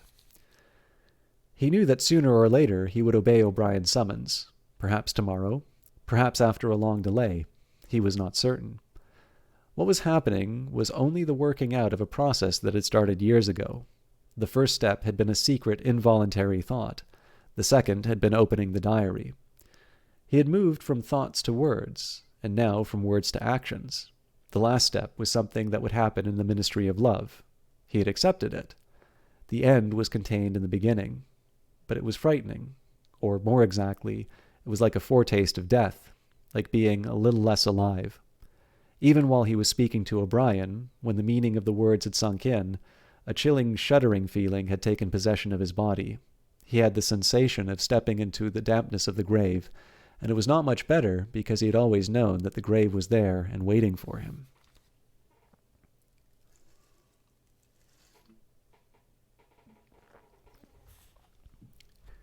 Chapter 7. Winston had woken up with his eyes full of tears. Julia rolled sleepily against him, murmuring something that might have been, "What's the matter?" "I dreamt," he began and stopped short. It was too complex to be put into words. There was the dream itself, and there was the memory connected with it that had swum into his mind in the few seconds after waking. He lay back with his eyes shut, still sodden in the atmosphere of the dream. It was a vast, luminous dream in which his whole life seemed to stretch out before him like a landscape on a summer evening after rain. It had all occurred inside the glass paperweight, but the surface of the glass was the dome of the sky, and inside the dome everything was flooded with a clear, soft light in which one could see into interminable distances. The dream had also been comprehended by, indeed in some sense it had consisted in, a gesture of the arm made by his mother, and made again 30 years later by the Jewish woman he had seen on the news film, trying to shelter the small boy from the bullets before the helicopters blew them both to pieces. "Do you know," he said, "that until this moment I believed that I had murdered my mother?" "Why did you murder her?" said Julia, almost asleep. "I didn't murder her, not physically." In the dream he had remembered his last glimpse of his mother, and within a few moments of waking, the clutter of small events surrounding it had all come back. It was a memory that he must have deliberately pushed out of his consciousness over many years. He was not certain of the date. He could not have been less than 10 years old, possibly 12 when it had happened. His father had disappeared some time earlier. How much earlier he could not remember. He remembered better the rackety, uneasy circumstances of the time, the periodical panics about air raids and sheltering in tube stations, piles of rubble everywhere, the unintelligible proclamations posted at street corners, the gangs of youths in shirts of all of the same color, the enormous queues outside the bakeries, the intermittent machine gun fire in the distance. Above all, the fact that there was never enough to eat. He remembered long afternoons spent with other boys and scrounging around dustbins and rubbish heaps, picking out the ribs of cabbage leaves, potato peelings, sometimes even scraps of stale bread crust from which they carefully scraped away the cinders, and also in waiting for the passing of trucks which traveled over a certain route and were known to carry cattle feed, and which, when they jolted over the bad patches in the road, sometimes spilt a few fragments of oil cake. When his father disappeared, his mother did not show any surprise or any violent grief, but a sudden change came over her. She seemed to have become completely spiritless. It was evident even to Winston that she was waiting for something that she knew must happen. She did everything that was needed, cooked, washed, mended, made the bed, swept the floor, dusted the mantelpiece, always very slowly and with a curious lack of superfluous motion, like an artist's lay figure moving of its own accord. Her large shapely body seemed to relapse naturally into stillness. For hours at a time she would sit almost immobile on the bed, nursing his young sister, a tiny, ailing, very silent child of 2 or 3, with a face made simian by thinness. Very occasionally she would take Winston in her arms and press him against her for a long time without saying anything. He was aware, in spite of his youthfulness and selfishness, that this was somehow connected with the never-mentioned thing that was about to happen. He remembered the room where they lived, a dark, close-smelling room that seemed half-filled by a bed with a white counterpane. There was a gas ring in the fender, and the shelf where food was kept, and on the landing outside there was a brown earthenware sink common to several rooms. He remembered his mother's statuesque body bending over the gas ring to stir at something in a saucepan. Above all, he remembered his continuous hunger and the fierce sordid battles at mealtimes. He would ask his mother naggingly over and over again why there was not more food. He would shout and storm at her. He even remembered the tones of his voice, which was beginning to break prematurely and sometimes boomed in a particular way. Or he would attempt a sniveling note of pathos in his efforts to get more than his share. His mother was quite ready to give him more than his share. She took it for granted that he, the boy, should have the biggest portion, but however much she gave him, he invariably demanded more. At every meal she would beseech him not to be selfish, and to remember that his little sister was sick and also needed food. But it was no use. He would cry out with rage when she stopped ladling. He would try to wrench the saucepan and spoon out of her hands. He would grab bits from his sister's plate. He knew that he was starving the other two, but he could not help it. He even felt that he had the right to do it. The clamorous hunger in his belly seemed to justify him. Between meals, if his mother did not stand guard, he was constantly pilfering at the wretched store of food on the shelf. One day, a chocolate ration was issued. There had been no such issue for weeks or months past. He remembered quite clearly that precious little morsel of chocolate. It was a 2-ounce slab. They still talked about ounces in those days. Between the three of them. It was obvious that it ought to be divided into 3 equal parts. Suddenly, as though he were listening to someone else, Winston heard himself demanding in a loud, booming voice that he should be given the whole piece. His mother told him not to be greedy. There was a long, nagging argument that went round and round with shouts, whines, tears, remonstrances, bargainings. His tiny sister, clinging to her mother with both hands, exactly like a baby monkey, sat looking over her shoulder at him with large, mournful eyes. In the end, his mother broke off 3/4 of the chocolate and gave it to Winston, giving the other quarter to his sister. The little girl took hold of it and looked at it dully, perhaps not knowing what it was. Winston stood watching her for a moment. Then with a sudden swift spring, he had snatched the piece of chocolate out of his sister's hand and was fleeing for the door. "Winston! Winston!" his mother called after him. "Come back! Give your sister back her chocolate!" He stopped, but he did not come back. His mother's anxious eyes were fixed on his face. Even now he was thinking about the thing. He did not know what it was that was on the point of happening. His sister, conscious of having been robbed of something, had set up a feeble wail. His mother drew her arm around the child and pressed its face against her breast.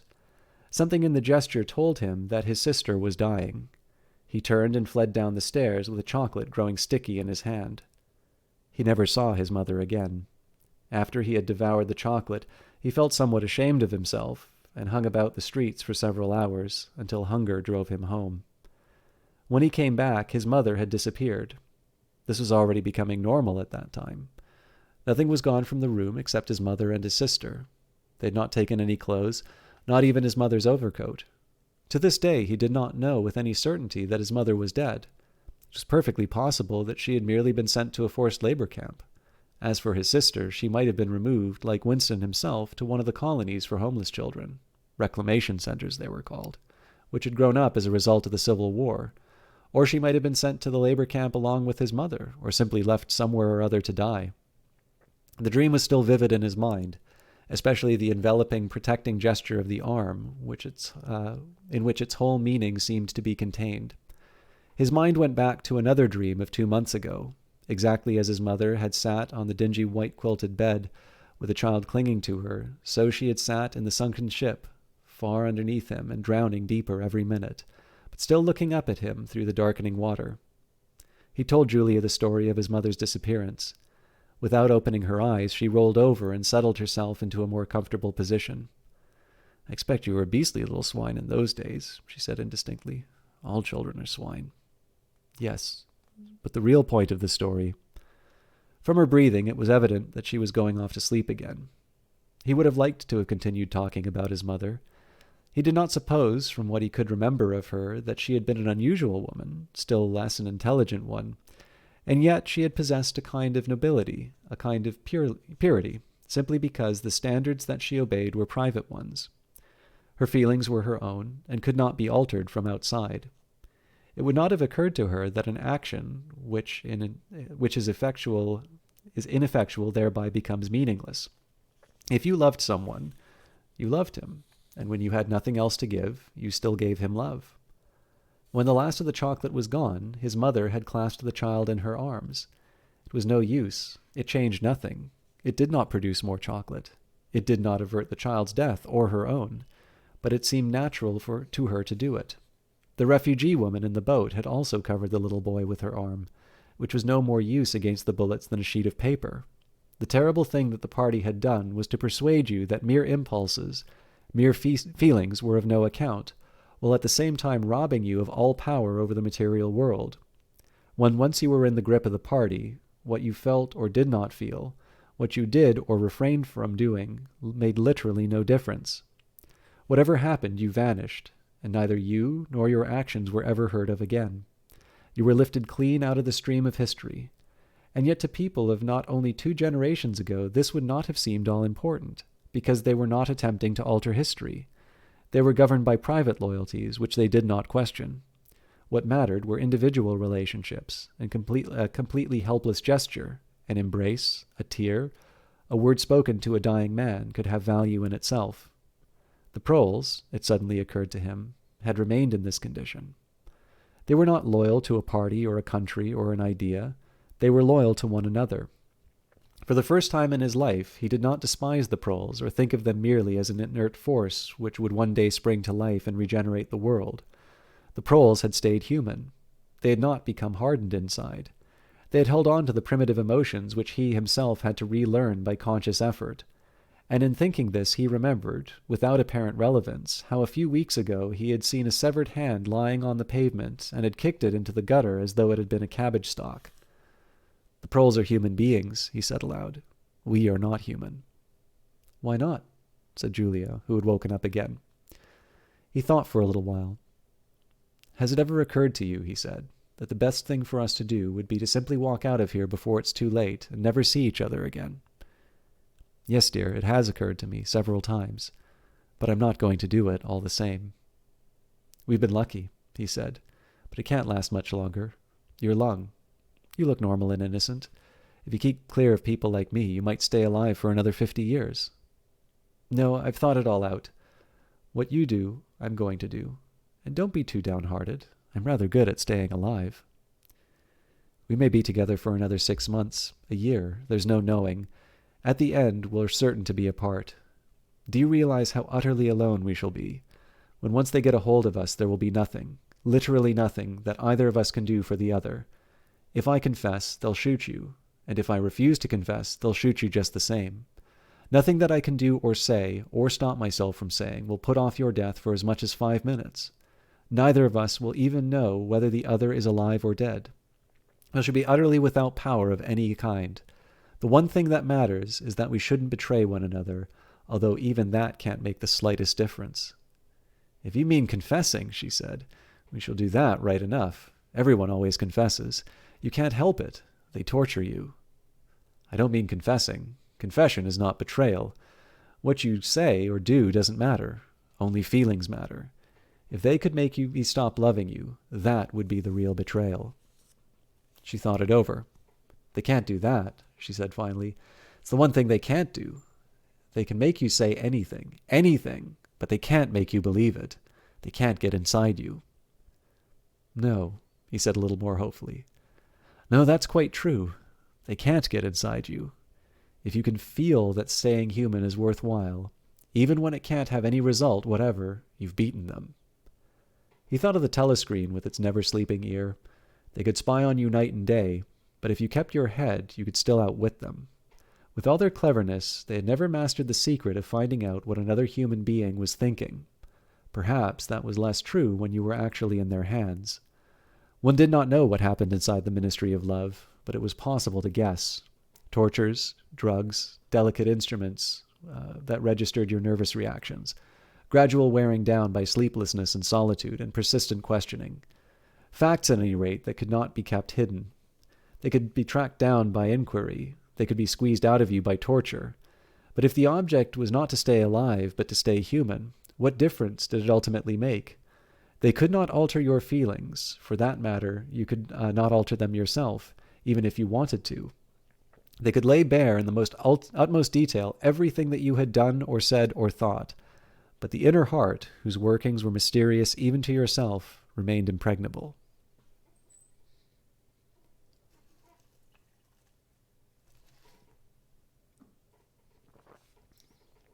Chapter 8.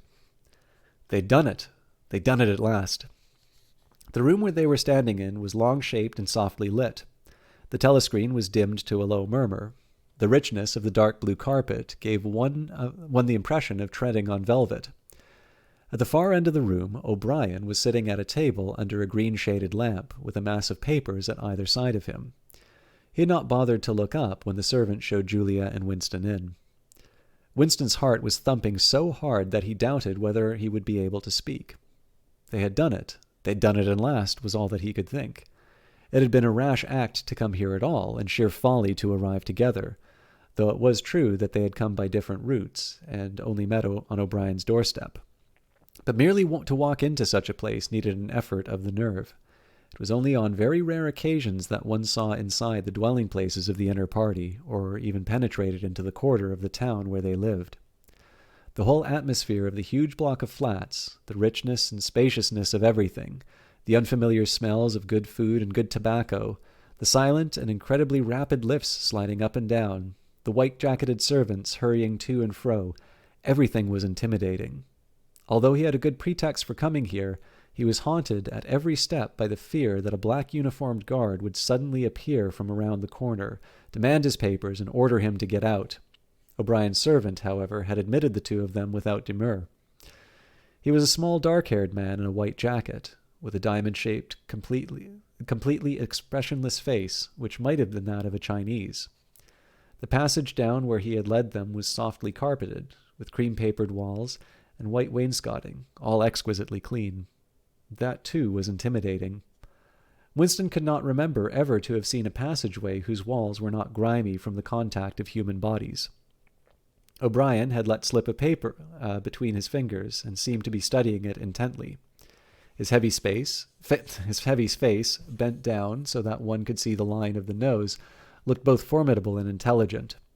For perhaps 20 seconds he sat without stirring. Then he pulled the speak-right towards him and rapped out a message in the hybrid jargon of the ministries.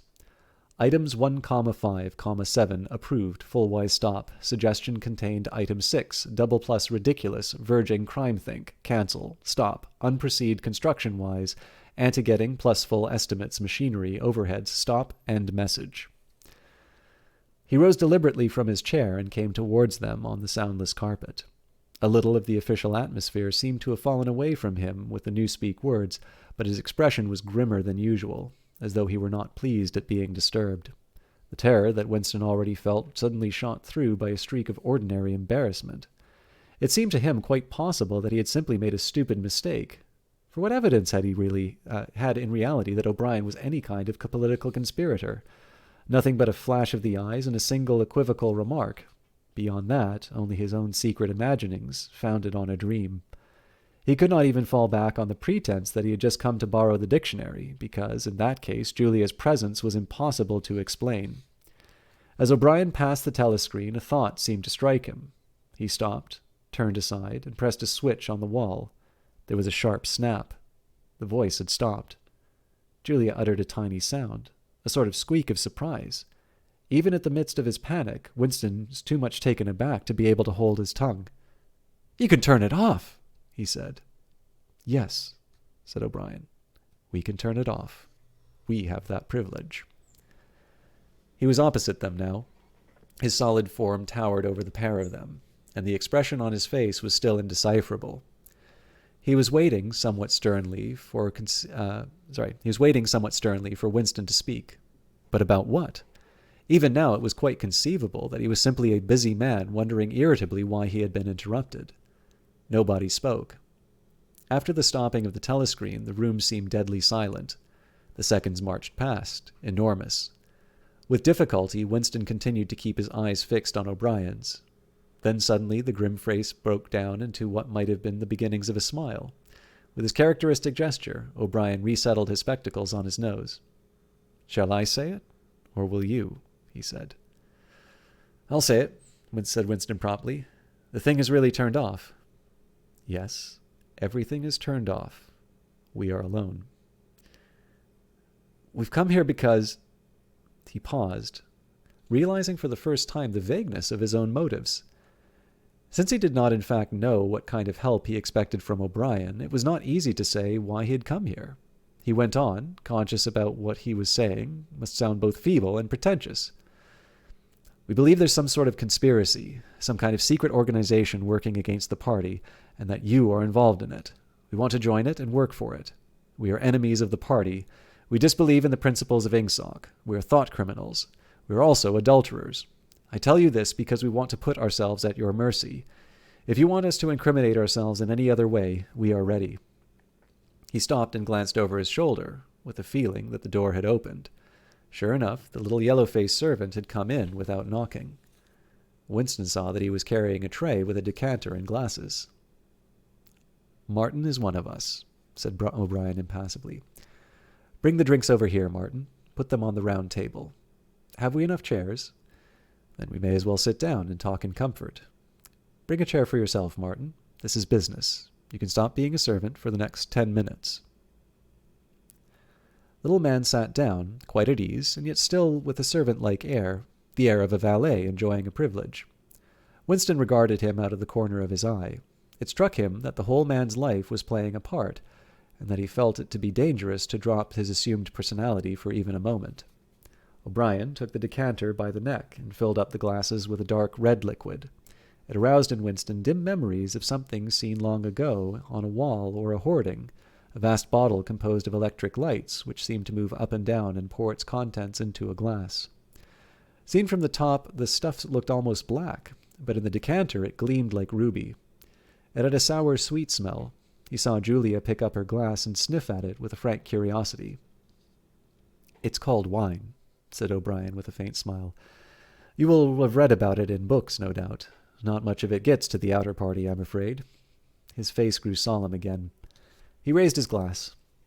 "I think it is fitting that we should begin by drinking a health, to our leader, to Emmanuel Goldstein." Winston took up his glass with a certain eagerness.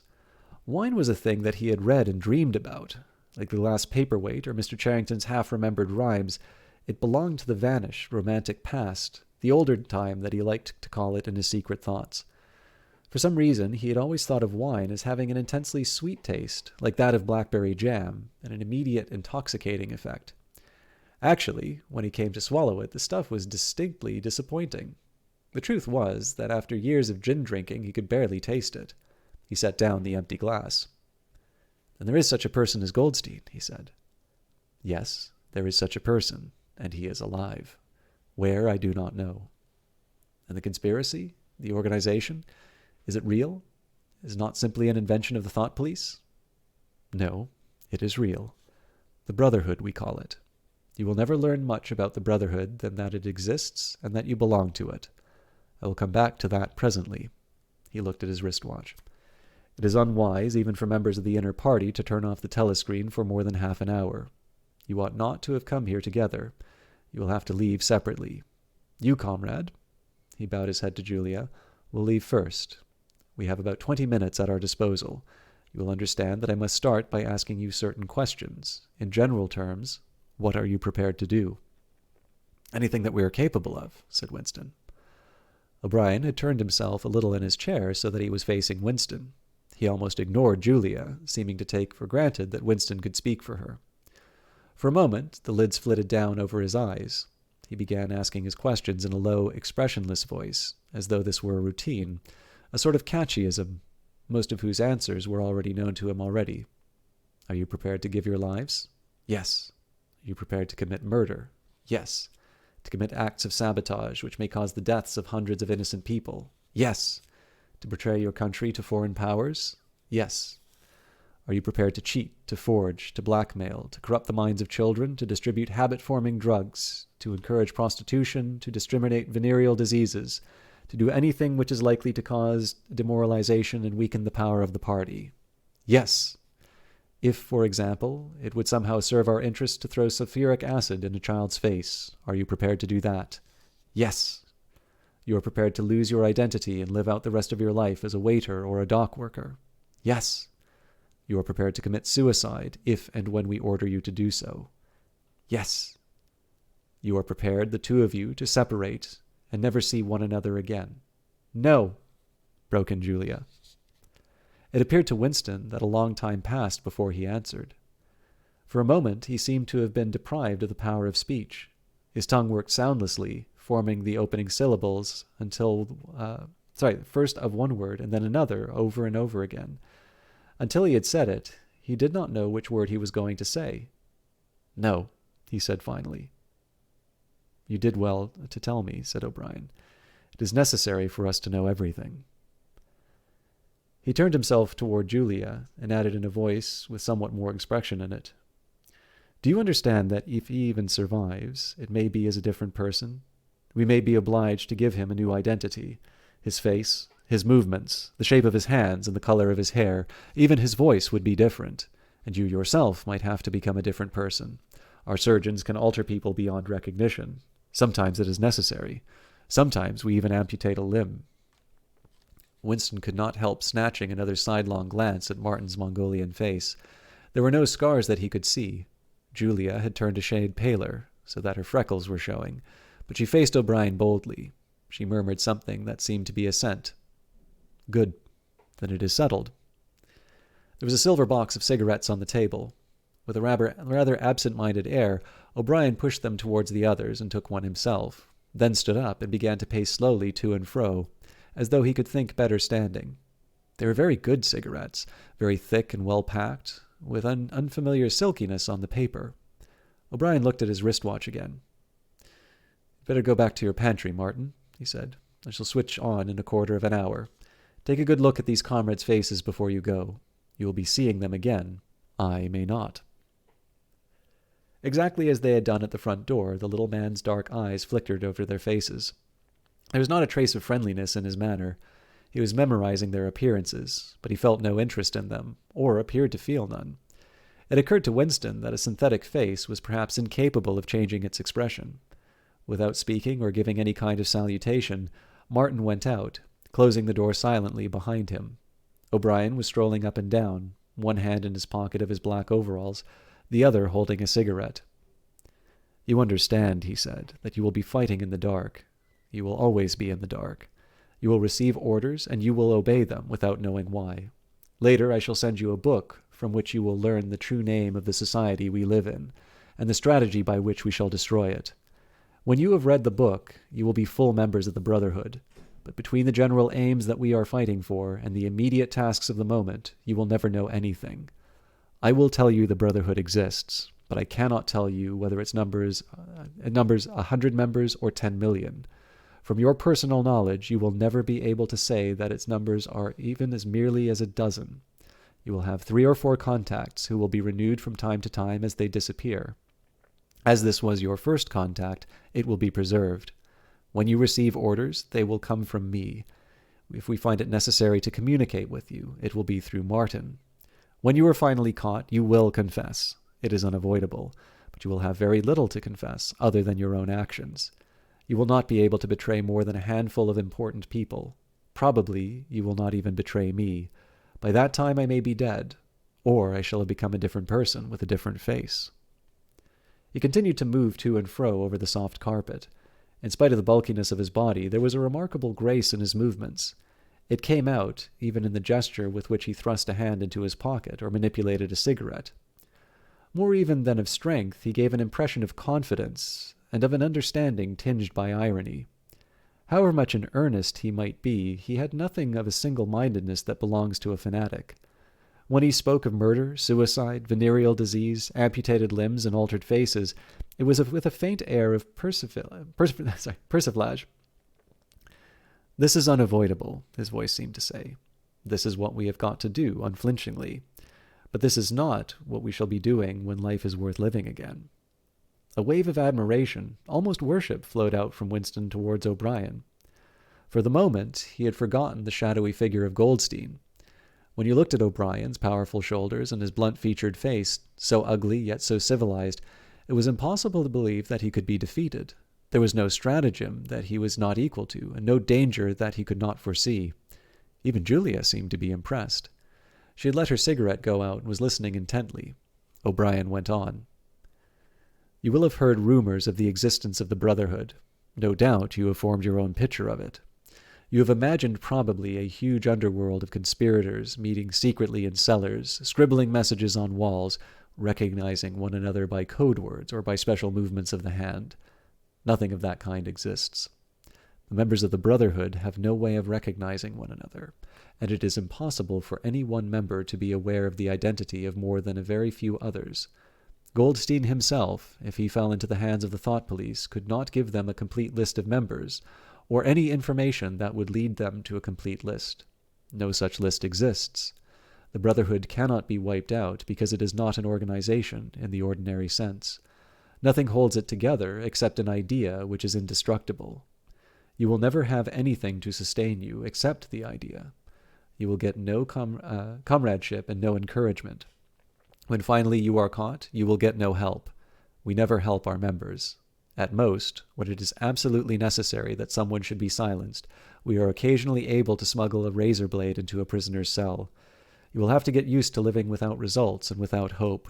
You will work for a while, you will be caught, you will confess, and then you will die. Those are the only results you will ever see. There is no possibility that any percentage change will happen within our own lifetime. We are the dead. Our only true life is in the future. We shall take part in it as handfuls of dust and splinters of bone, but how far away that future may be, there is no knowing. It might be 1,000 years. At present, nothing is possible except to extend the area of sanity little by little. We cannot act collectively. We can only spread our knowledge outwards from individual to individual, generation after generation. In the face of the thought police, there is no other way. He halted and looked for a third time at his wristwatch. "It is almost time to leave, comrade," he said to Julia. "Wait, the decanter is still half full." He filled the glasses and raised his own glass by the stem. "What shall it be this time?" he said, with still the same faint suggestion of irony. "To the confusion of the thought police? To the death of Big Brother? To humanity? To the future?" "To the past," said Winston. "The past is more important," agreed O'Brien gravely. They emptied their glasses, and a moment later Julia stood up to go. O'Brien took a small box from atop the cabinet and handed her a flat white tablet, which he told her to place on her tongue. It was important, he said, not to go out smelling of wine. The lift attendants were very observant. As soon as the door had shut behind her, he appeared to forget her existence. He took another pace or two up and down, and then stopped. "There are details to be settled," he said. "I assume you have a hiding place of some kind?" Winston explained about the room over Mr. Charrington's shop. "That will do for the moment. Later we will arrange something else for you. It is important to change one's hiding place frequently. Meanwhile, I shall send you a copy of the book." Even O'Brien, Winston noticed, seemed to pronounce the words as though they were in italics. "Goldstein's book, you understand, as soon as possible. It may be some days before I can get a hold of one. There are not many in existence, as you can imagine. The thought police hunts them down and destroys them almost as fast as we can produce them. It makes very little difference. The book is indestructible. If the last copy were gone, we could reproduce it almost word for word. Do you carry a briefcase to work with you?" he added. "As a rule, yes." "What is it like?" "Black, very shabby, with 2 straps." "Black, 2 straps, very shabby. Good. One day in the fairly near future, I cannot give a date, one of the messages among your morning's work will contain a misprinted word, and you will have to ask for a repeat. On the following day, you will go to work without your briefcase. At some time during the day, in the street, a man will touch you on the arm and say, 'I think you've dropped your briefcase.' The one he gives you will contain a copy of Goldstein's book. You will return it within 14 days. They were silent for a moment. "There are a couple of minutes before you need to go," said O'Brien. "We shall meet again, if we do meet again." Winston looked up at him. "In the place where there is no darkness?" he said hesitantly. O'Brien nodded without an appearance of surprise. "In the place where there is no darkness," he said, as though he had recognized the allusion. "And in the meantime, is there anything that you wish to say before you leave? Any message? Any question?" Winston thought. There did not seem to be any further question that he wanted to ask. Still less did he feel any impulse to utter high-sounding generalities. Instead of anything directly connected with O'Brien or the Brotherhood, there came to his mind a sort of composite picture of the dark bedroom where his mother had spent her last days, and the little room over Mr. Charrington's shop, and the glass paperweight, and the steel engraving in its rosewood frame. Almost at random he said, "Did you ever happen to hear an old rhyme that begins, 'Oranges and lemons say the bell of St. Clement's'?" Again O'Brien nodded. With a sort of grave courtesy he completed the stanza. Oranges and lemons, say the bells of St. Clement's. You owe me 3 farthings, say the bells of St. Martin's. When will you pay me, say the bells of Old Bailey. When I go rich, say the bells of Shoreditch. You knew the last line, said Winston. Yes, I knew the last line. And now I'm afraid it is time for you to go. Wait, you'd better let me give you one of these tablets. As Winston stood up, O'Brien held out a hand. His powerful grip crushed the bones of Winston's palm. At the door, Winston looked back, but O'Brien seemed already to be in the process of putting him out of mind. He was waiting with his hand on the switch that controlled the telescreen. Beyond him, Winston could see the writing table with its green-shaded lamp and the speakwrite and the wire baskets deep laden with papers. The incident was closed. Within 30 seconds, it occurred to him, O'Brien would be back to his interrupted and important work on behalf of the party.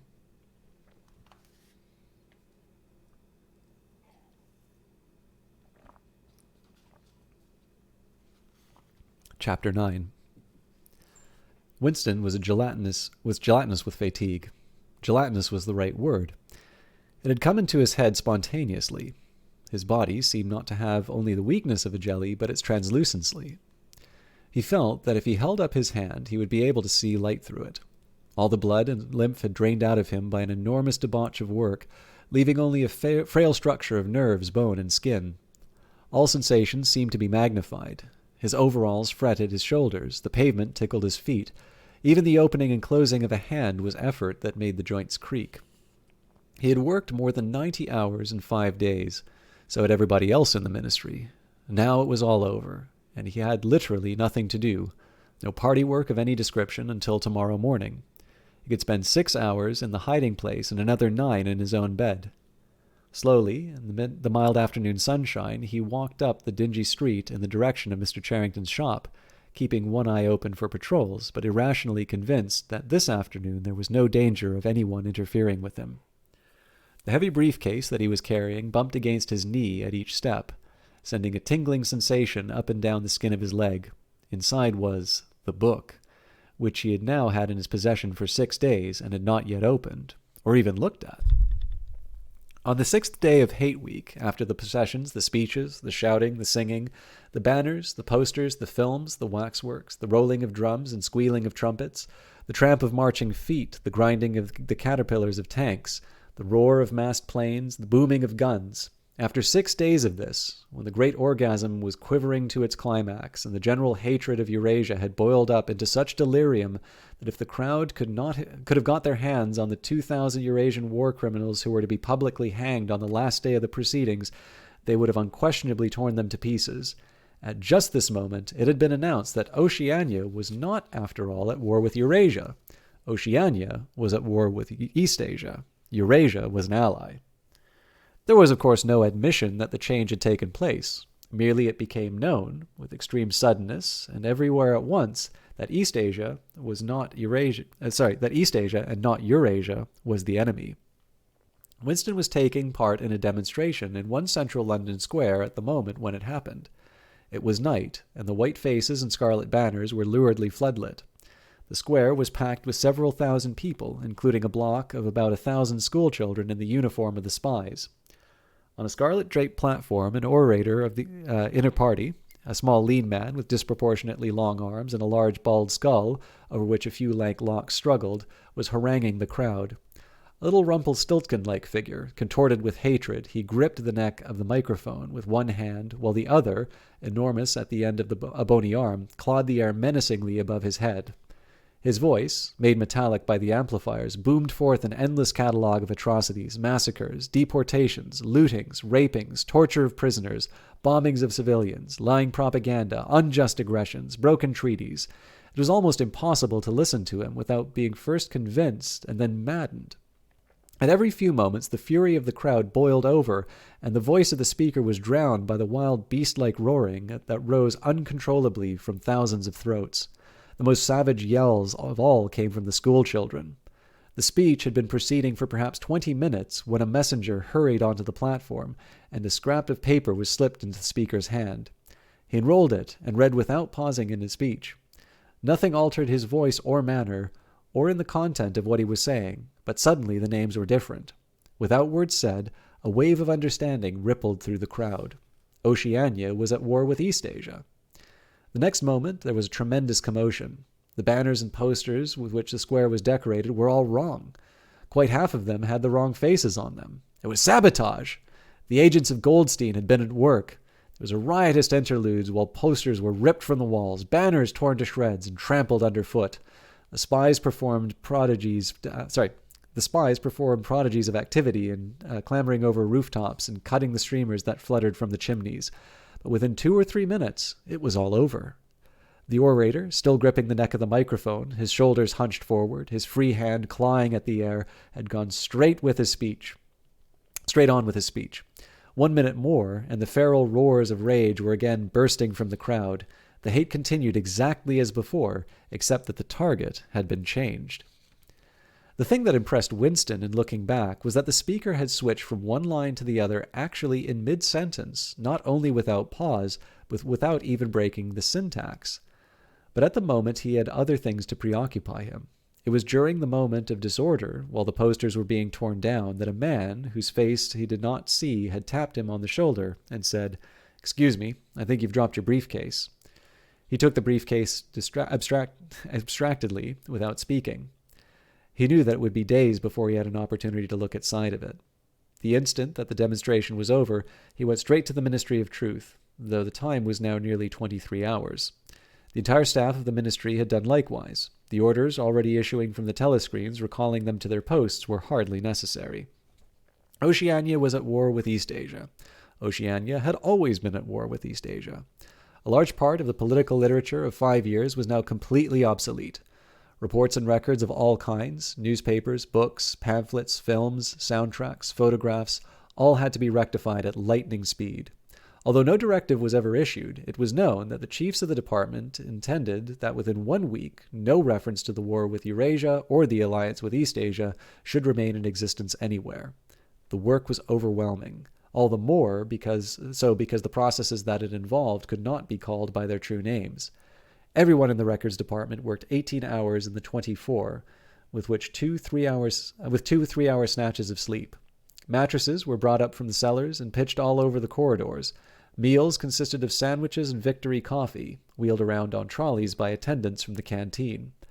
Each time that Winston broke off for one of his spells of sleep, he tried to leave his desk clear of work, and each time he crawled back, sticky-eyed and aching, it was to find that another shower of paper cylinders had covered the desk like a snowdrift, half burying the speakwrite and overflowing onto the floor, so that the first job was always to stack them into a neat enough pile to give him room to work. What was worst of all was that the work was by no means purely mechanical. Often it was enough merely to substitute one name for another, but any detailed report of events demanded care and imagination. Even the geographical knowledge that one needed in transferring the war from one part of the world to another was considerable. By the third day, his eyes ached unbearably, and his spectacles needed wiping every few minutes. It was like struggling with some crushing physical task, something which one had the right to refuse and which one nevertheless neurotically anxious to accomplish. Insofar as he had time to remember it, he was not troubled by the fact that every word he murmured into the speakwrite, every stroke of his ink pencil was a deliberate lie. He was as anxious as anyone else in the department that the forgery should be perfect. On the morning of the 6th day, the dribble of cylinders slowed down. For as much as half an hour, nothing came out of the tube. Then one more cylinder.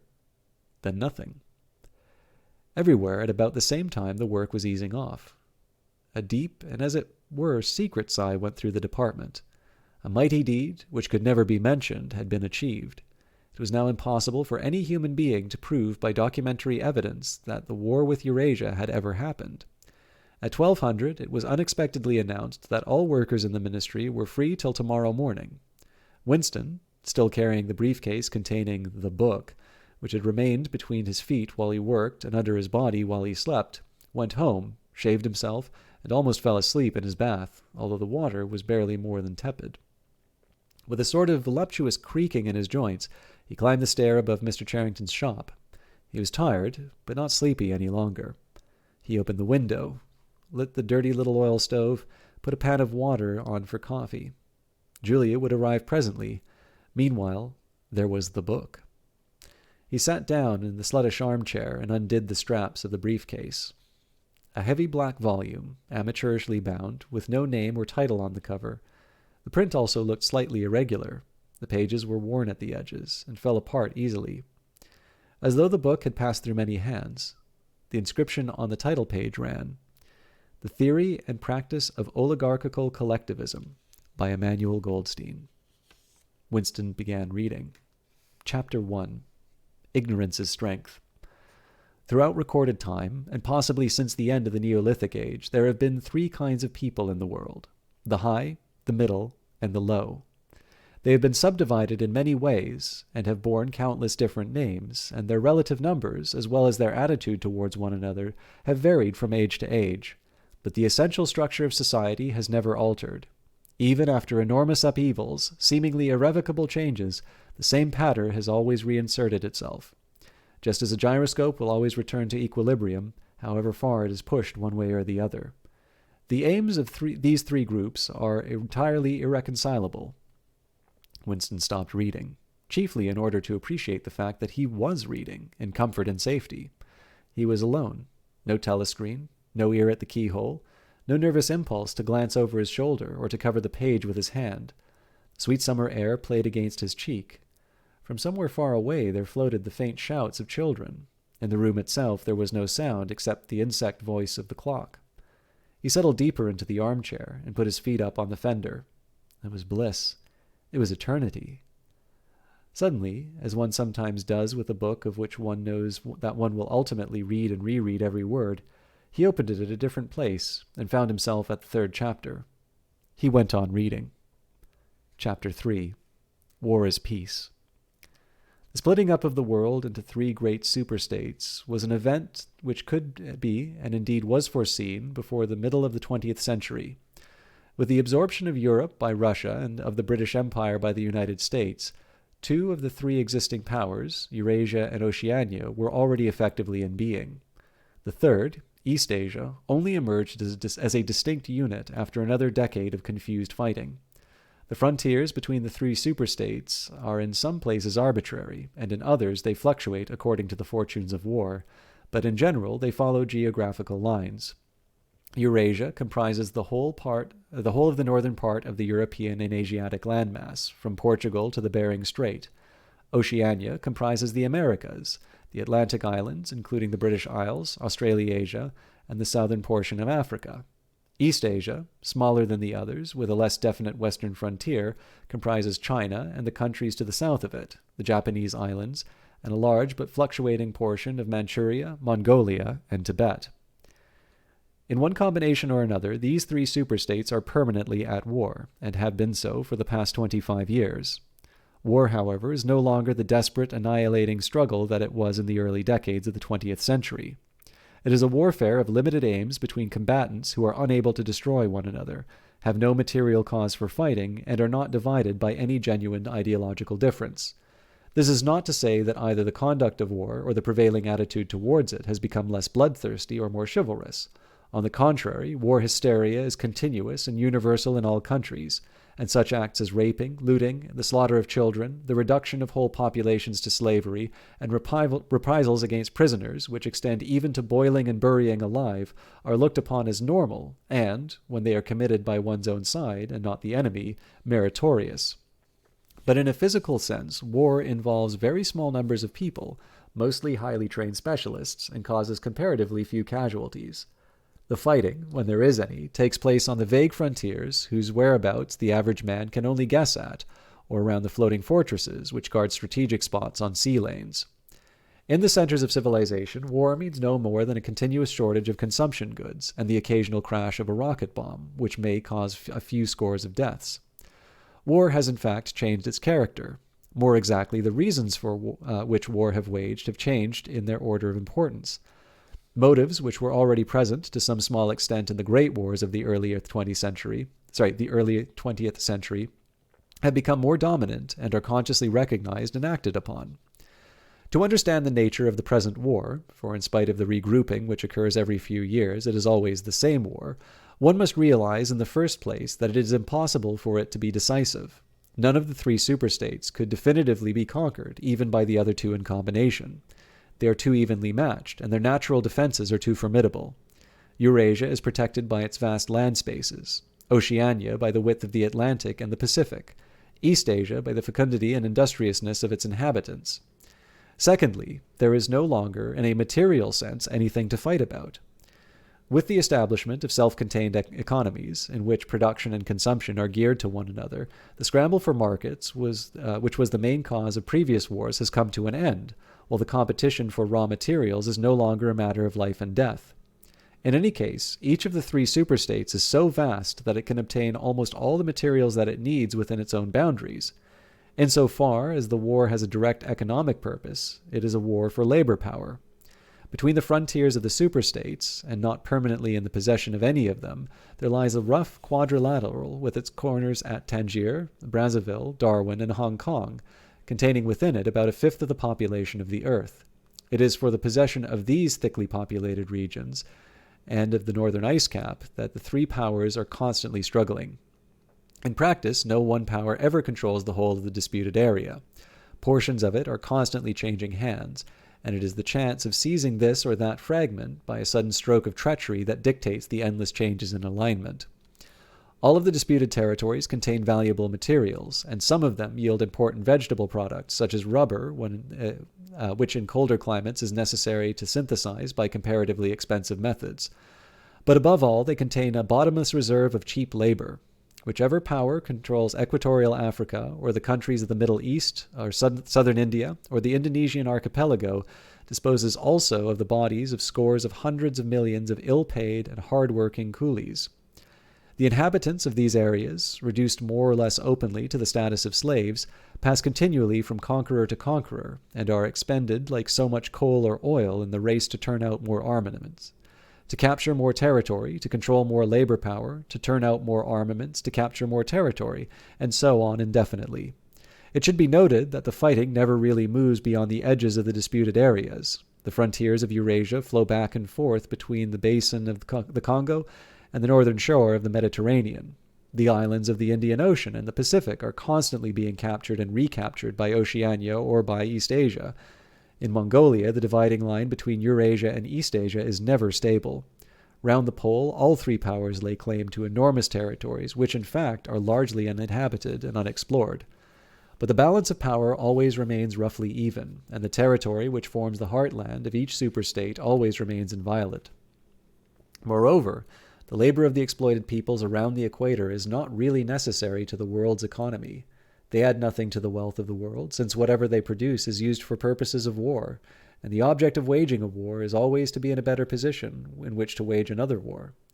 By their labor, the slave populations allow the tempo of continuous warfare to be speeded up, but if they did not exist, the structure of world society and the process by which it maintains itself would not essentially be different. The primary aim of modern warfare, in accordance with the principles of doublethink, this aim is simultaneously recognized and not recognized by the directing brains of the inner party, is to use up the products of the machine without raising the general standard of living. Ever since the end of the 19th century, the problem of what to do with the surplus of consumption goods has been latent in industrial society. At present, when few human beings have enough to eat, this problem is obviously not urgent, and it might not have become so, even if no artificial processes of destruction had already been at work. The world of today is bare, hungry, a dilapidated place compared with the world that existed before 1914. Sorry, let me try that again. Ever since the end of the 19th century, the problem of what to do with the surplus of consumption goods has been latent in industrial society. At present, when few human beings even have enough to eat, this problem is obviously not urgent, and it may not have become so, even if no artificial processes of destruction had been at work. The world of today is bare, hungry, a dilapidated place compared with the world that existed before 1914, and still more so if compared with the imaginary future to which the people of that period looked forward. In the early 20th century, the vision of a future society, unbelievably rich, leisured, orderly, and efficient, a glittering antiseptic world of glass and steel and snow-white concrete, was part of the consciousness of nearly every literate person. Science and technology were developing at a prodigious speed, and it seemed natural to assume that they would go on developing. This failed to happen, partly because of the impoverishment caused by a long series of wars and revolutions, partly because scientific and technical progress depended on the empirical habit of thought, which could not survive in a strictly regimented society. As a whole, the world is more primitive today than it was 50 years ago. Certain backward areas have advanced, and various devices, always in some way connected with warfare and police espionage, have been developed, but experiment and invention have largely stopped, and the ravages of atomic war of the 1950s have never been fully repaired. Nevertheless, the dangers inherent in the machine are still there. From the moment when the machine first made its appearance, it was clear to all thinking people that the need for human drudgery, and therefore a great extent for human inequality, had disappeared. If the machine were used deliberately for that end, hunger, overwork, dirt, illiteracy, and disease could be eliminated within a few generations. And in fact, without being used for any such purpose, but by a sort of automatic process, by producing wealth which was sometimes impossible not to distribute, the machine did raise the living standards of the average human being very greatly over a period of about 50 years at the end of the 19th and the beginning of the 20th centuries. But it was also clear that an all-round increase in wealth threatened the destruction, indeed in some senses was the destruction of a hierarchical society. In a world in which everyone worked short hours, had enough to eat, lived in a house with a bathroom and a refrigerator, and possessed a motor car or even an aeroplane, the most obvious and perhaps most important form of inequality would have already disappeared. If it once became general, wealth would confer no distinction. It was possible, no doubt, to imagine a society in which wealth, in the sense of personal possessions and luxuries, should be evenly distributed, while power remained in the hands of a small privileged caste. But in practice, such a society could not long remain stable. For if leisure and security were enjoyed by all alike, the great mass of human beings, who are normally stupefied by poverty, would become literate and would learn to think for themselves. And when once they had done this, they would no sooner or later realize that the privileged minority had no function, and that they would sweep it away. In the long run, a hierarchical society was only possible on the basis of poverty and ignorance. To return to the agricultural past, as some thinkers about the beginning of the 20th century dreamed of doing, was not a practicable solution. It conflicted with the tendency towards mechanization, which had already become quasi-instinctive throughout most of the whole world. And moreover, any country which remained industrially backward was helpless in a military sense, and was bound to be dominated, directly or indirectly, by more advanced rivals. Nor was it a satisfactory solution to keep the masses in poverty by restricting the outputs of goods. This happened to a great extent during the final phase of capitalism, roughly between 1920 and 1940. The economy of many countries was allowed to stagnate. Land went out of cultivation, capital equipment was not added to, great blocks of the population were prevented from working and kept half alive by state charity.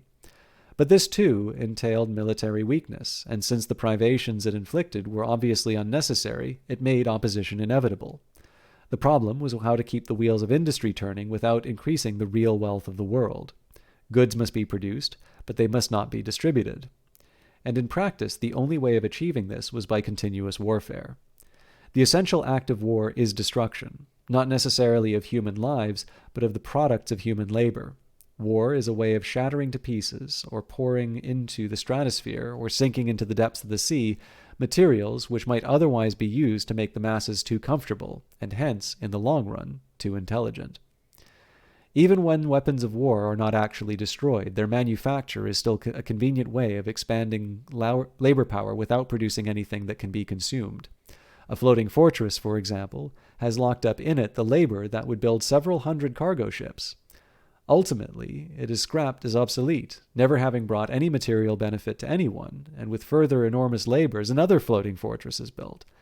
In principle, the war effort is always so planned as to eat up any surplus that might exist after meeting the bare needs of the population. In practice, the needs of the population are always underestimated, with the result that there is a chronic shortage of half of the necessities of life. But this is looked on as an advantage. It is a deliberate policy to keep even the favored groups somewhere near the brink of hardship, because a general state of scarcity increases the importance of small privileges and thus magnifies the distinction between one group and another. By the standards of the early 20th century, even a member of the inner party lives an austere, laborious kind of life.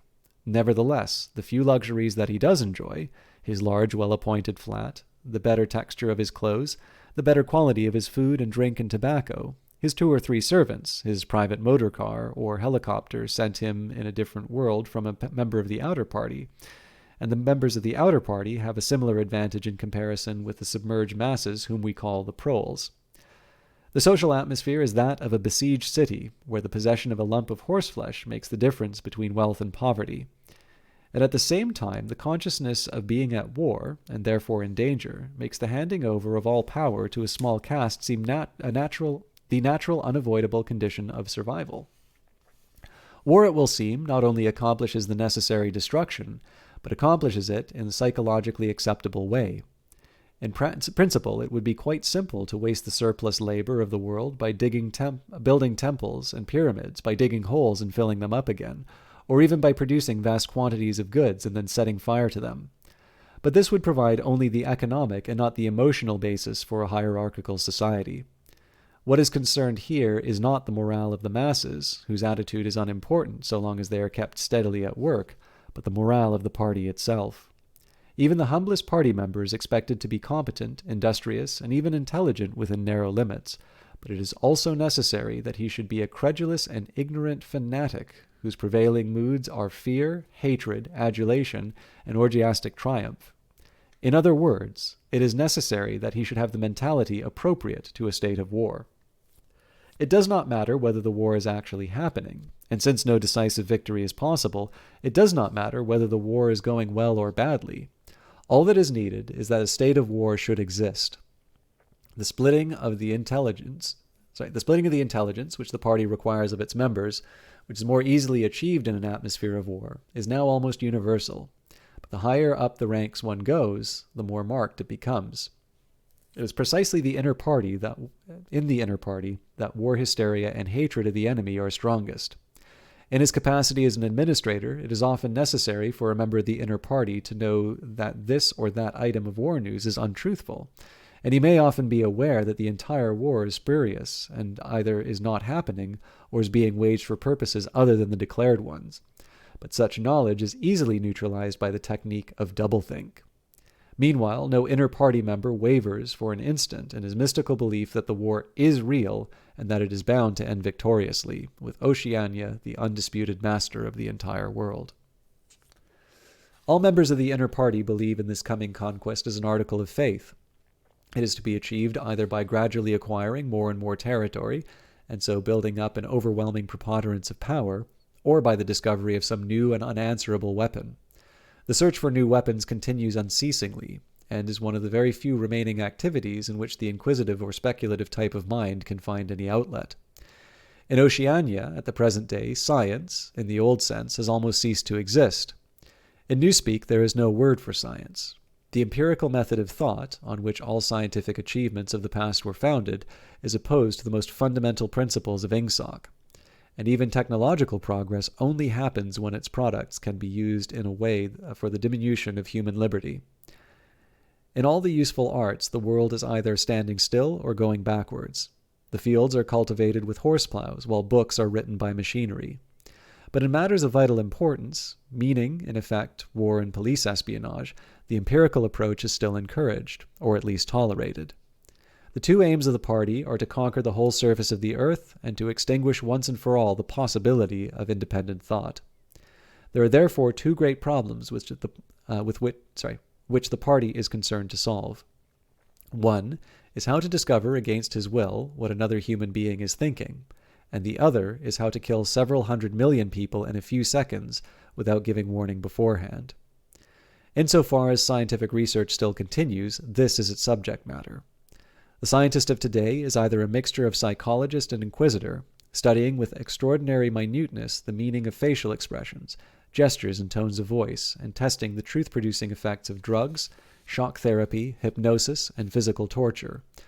Or he is a chemist, physicist, or biologist concerned only with such branches of his special subjects as are relevant to the taking of life. In the vast laboratories of the Ministry of Peace, and in the experimental stations hidden in Brazilian forests, or in the Australian desert, or on lost islands of the Antarctic, the teams of experts are indefatigably at work. Some are concerned simply with planning the logistics of future wars. Others devise larger and larger rocket bombs, more and more powerful explosives, and more impenetrable armor plating. Others search for new and deadlier gases, or for soluble poisons capable of being produced in such quantities as to destroy the vegetation of whole continents, or for breeds of disease germs immunized against all possible antibodies. Others strive to produce a vehicle that shall bore its way under the soil like a submarine under the water, or an aeroplane as independent of its base as a sailing ship. Others explore even remoter possibilities, such as focusing the sun's rays through lenses suspended thousands of kilometers away in space, or producing artificial earthquakes and tidal waves by tapping the heat at the Earth's center. But none of these projects ever comes anywhere near realization, and none of the three superstates ever gains a significant lead on the others. What is more remarkable is that all three powers already possess in the atomic bomb a weapon far more powerful than any of their present researches are likely to discover. Although the party, according to its habit, claims the invention for itself, atomic bombs first appeared as early as the 1940s and were first used on a large scale about 10 years later. At that time, some hundreds of bombs were dropped on industrial centers, chiefly in European Russia, Western Europe, and North America. The effect was to convince the ruling groups of all countries that a few more atomic bombs would mean the end of organized society, and hence of their own power. Thereafter, although no formal agreement was ever made or hinted at, no more bombs were dropped.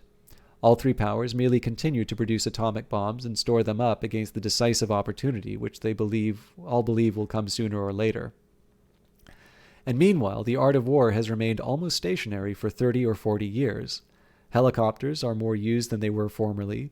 Bombing planes have been largely superseded by self-propelled projectiles, and the fragile movable battleship has given way to the almost unsinkable floating fortress. But otherwise, there has been little development. The tank, the submarine, the torpedo, the machine gun, even the rifle and the hand grenade are still in use. And in spite of the endless slaughters reported in the press and on the telescreens, the desperate battles of earlier wars, in which hundreds of thousands or even millions of men were often killed in a few weeks, have never been repeated. None of the three superstates ever attempts any maneuver which involves the risk of serious defeat. When any large operation is undertaken, it is usually a surprise attack against an ally. The strategy that all three powers are following, or pretend to themselves that they are following, is the same. The plan is, by a combination of fighting, bargaining, and well-timed strokes of treachery, to acquire a ring of bases completely encircling one or other of the rival states, and then to sign a pact of friendship with that rival, and to remain on peaceful terms for so many years as to lull suspicion to sleep. During this time, rockets loaded with atomic bombs can be assembled at all the strategic spots. Finally, they will all be fired simultaneously, with effects so devastating as to make retaliation impossible. It will then be time to sign a pact of friendship with the remaining world power in preparation for another attack. This scheme, it is hardly necessary to say, is a mere daydream, impossible of realization. Moreover, no fighting ever occurs except in the disputed areas around the equator and the pole. No invasion of enemy territory is ever undertaken. This explains the fact that in some places the frontiers between the superstates are arbitrary. Eurasia, for example, could easily conquer the British Isles, which are geographically part of Europe, or on the other hand, it would be possible for Oceania to push its frontiers to the Rhine, or even to the Vistula. But this would violate the principle followed upon all sides, though never formulated, of cultural integrity.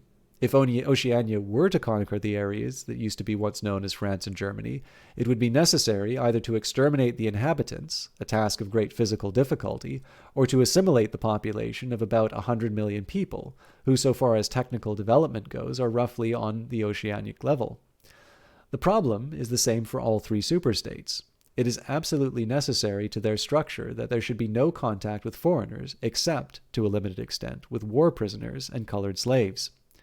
Even the official ally of the moment is always regarded with darkest suspicion. War prisoners apart, the average citizen of Oceania never sets eyes on a citizen of either Eurasia or East Asia, and he is forbidden the knowledge of foreign languages.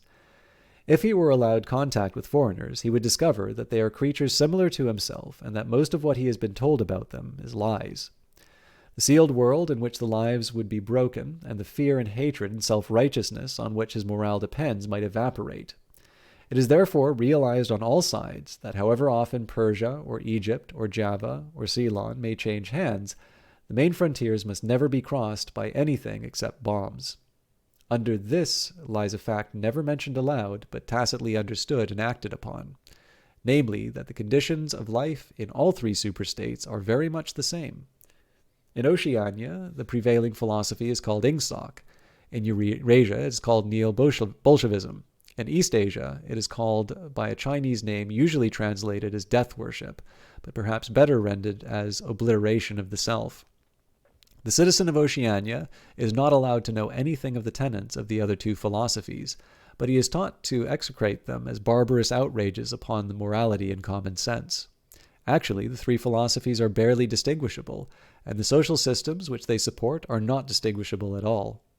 Everywhere there is the same pyramidal structure, the same worship of a semi-divine leader, the same economy existing by and for continuous warfare. It follows that the three superstates cannot go... Sorry.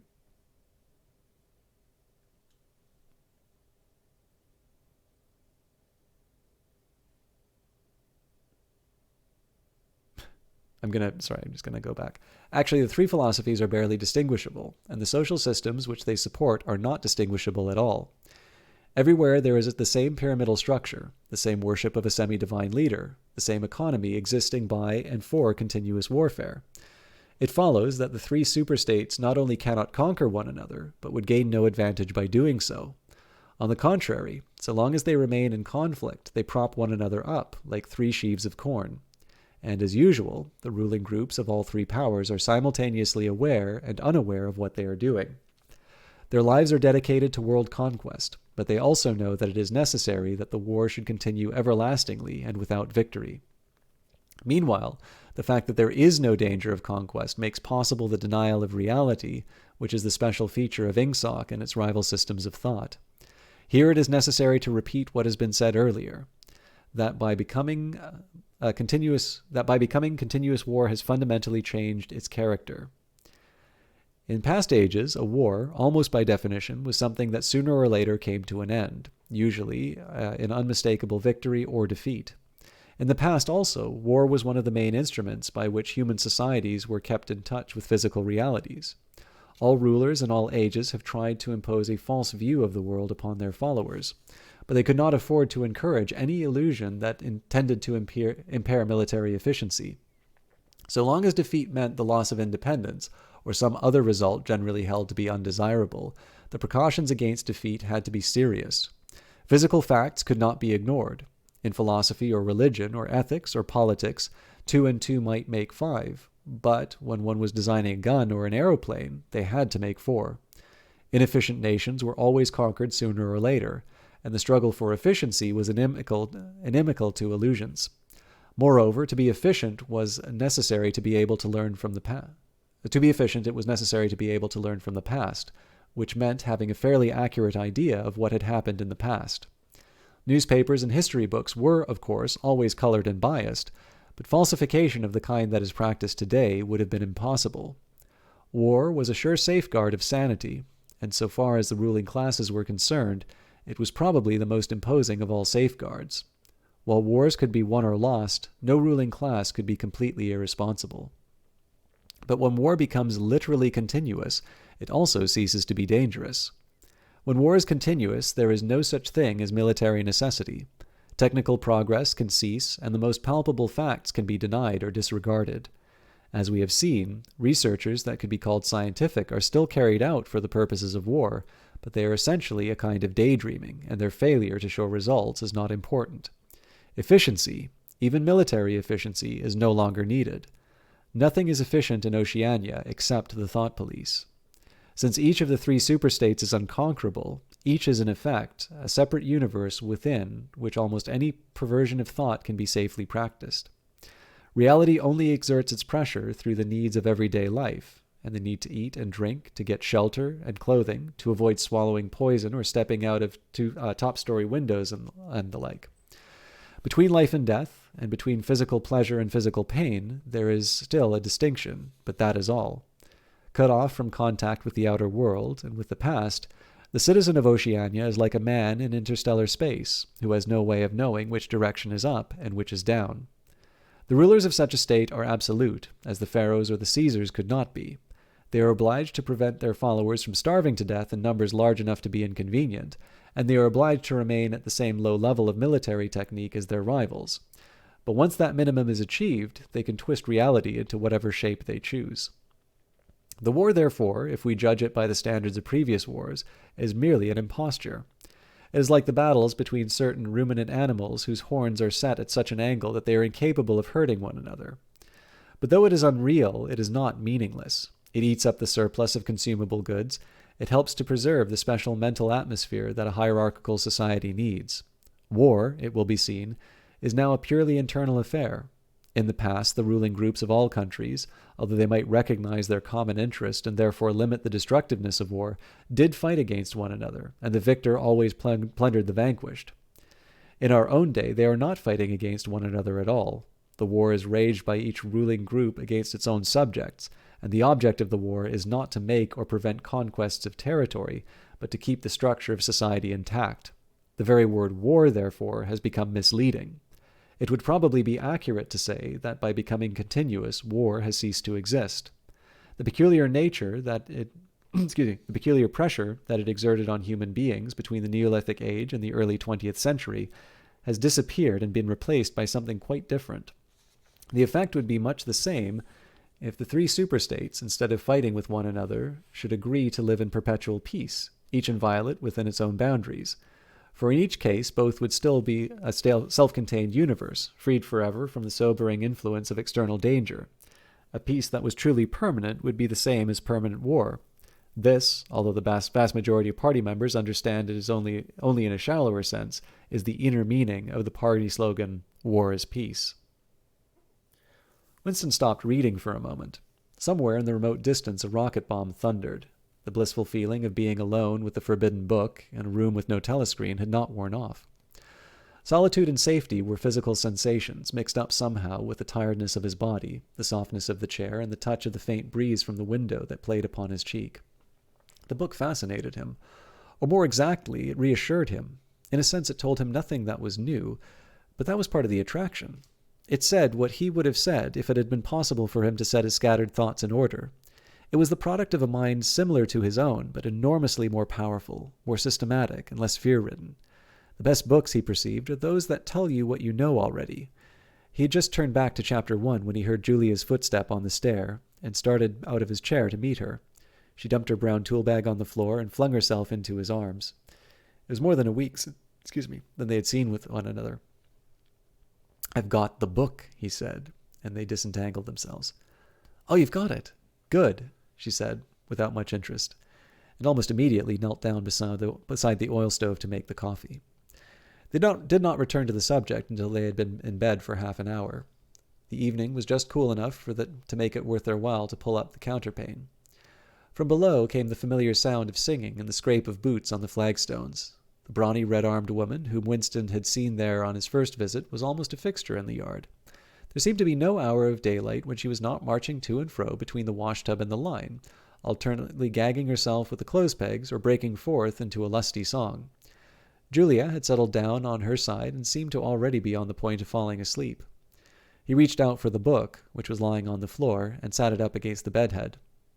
"We must read it," he said. "You too. All members of the Brotherhood have to read it."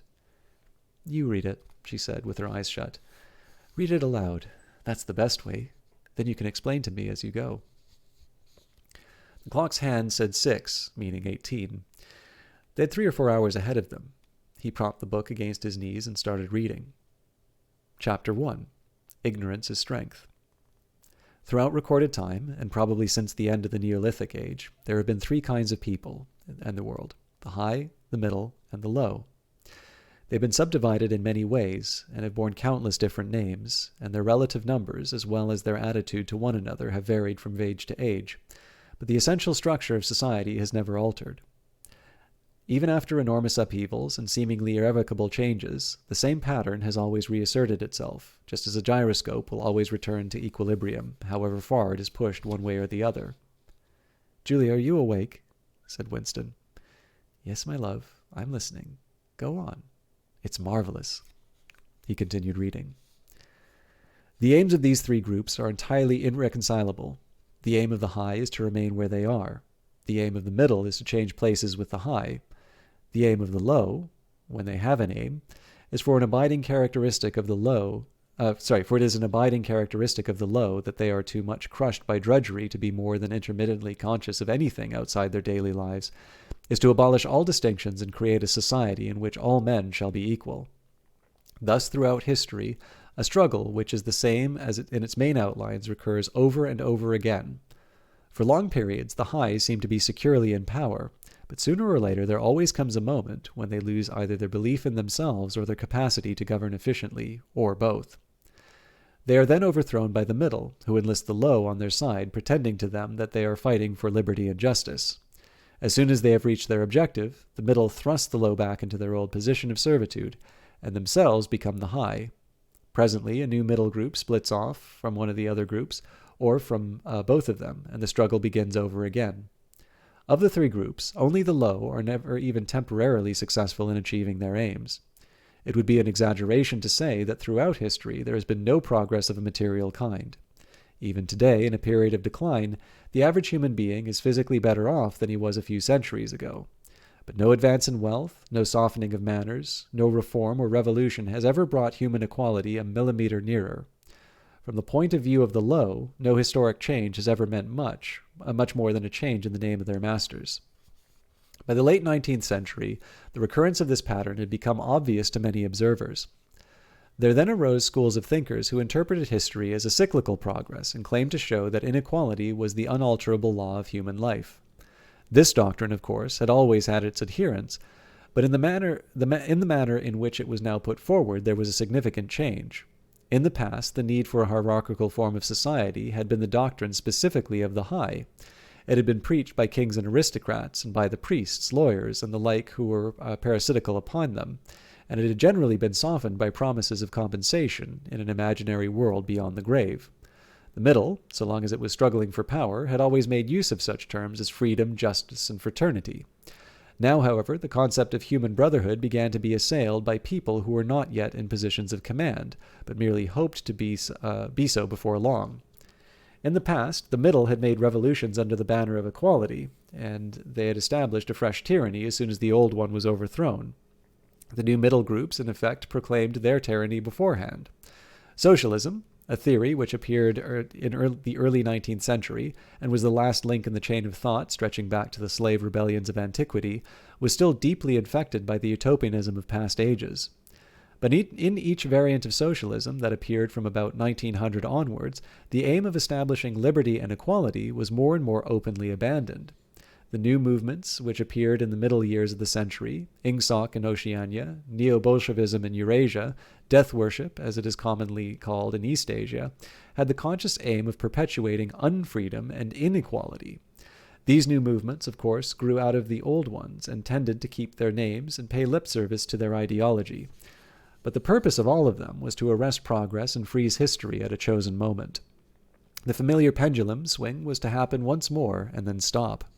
As usual, the high were to be turned out by the middle, who would then become the high. But this time, by conscious strategy, the high would be able to maintain their position permanently. The new doctrines arose partly because of the accumulation of historical knowledge and the growth of the historical sense, which had hardly existed before the 19th century. The cyclical movement of history was now intelligible, or appeared to be so, and if it was intelligible, then it was alterable. But the principal underlying cause was that, as early as the beginning of the 20th century, human equality had become technically possible.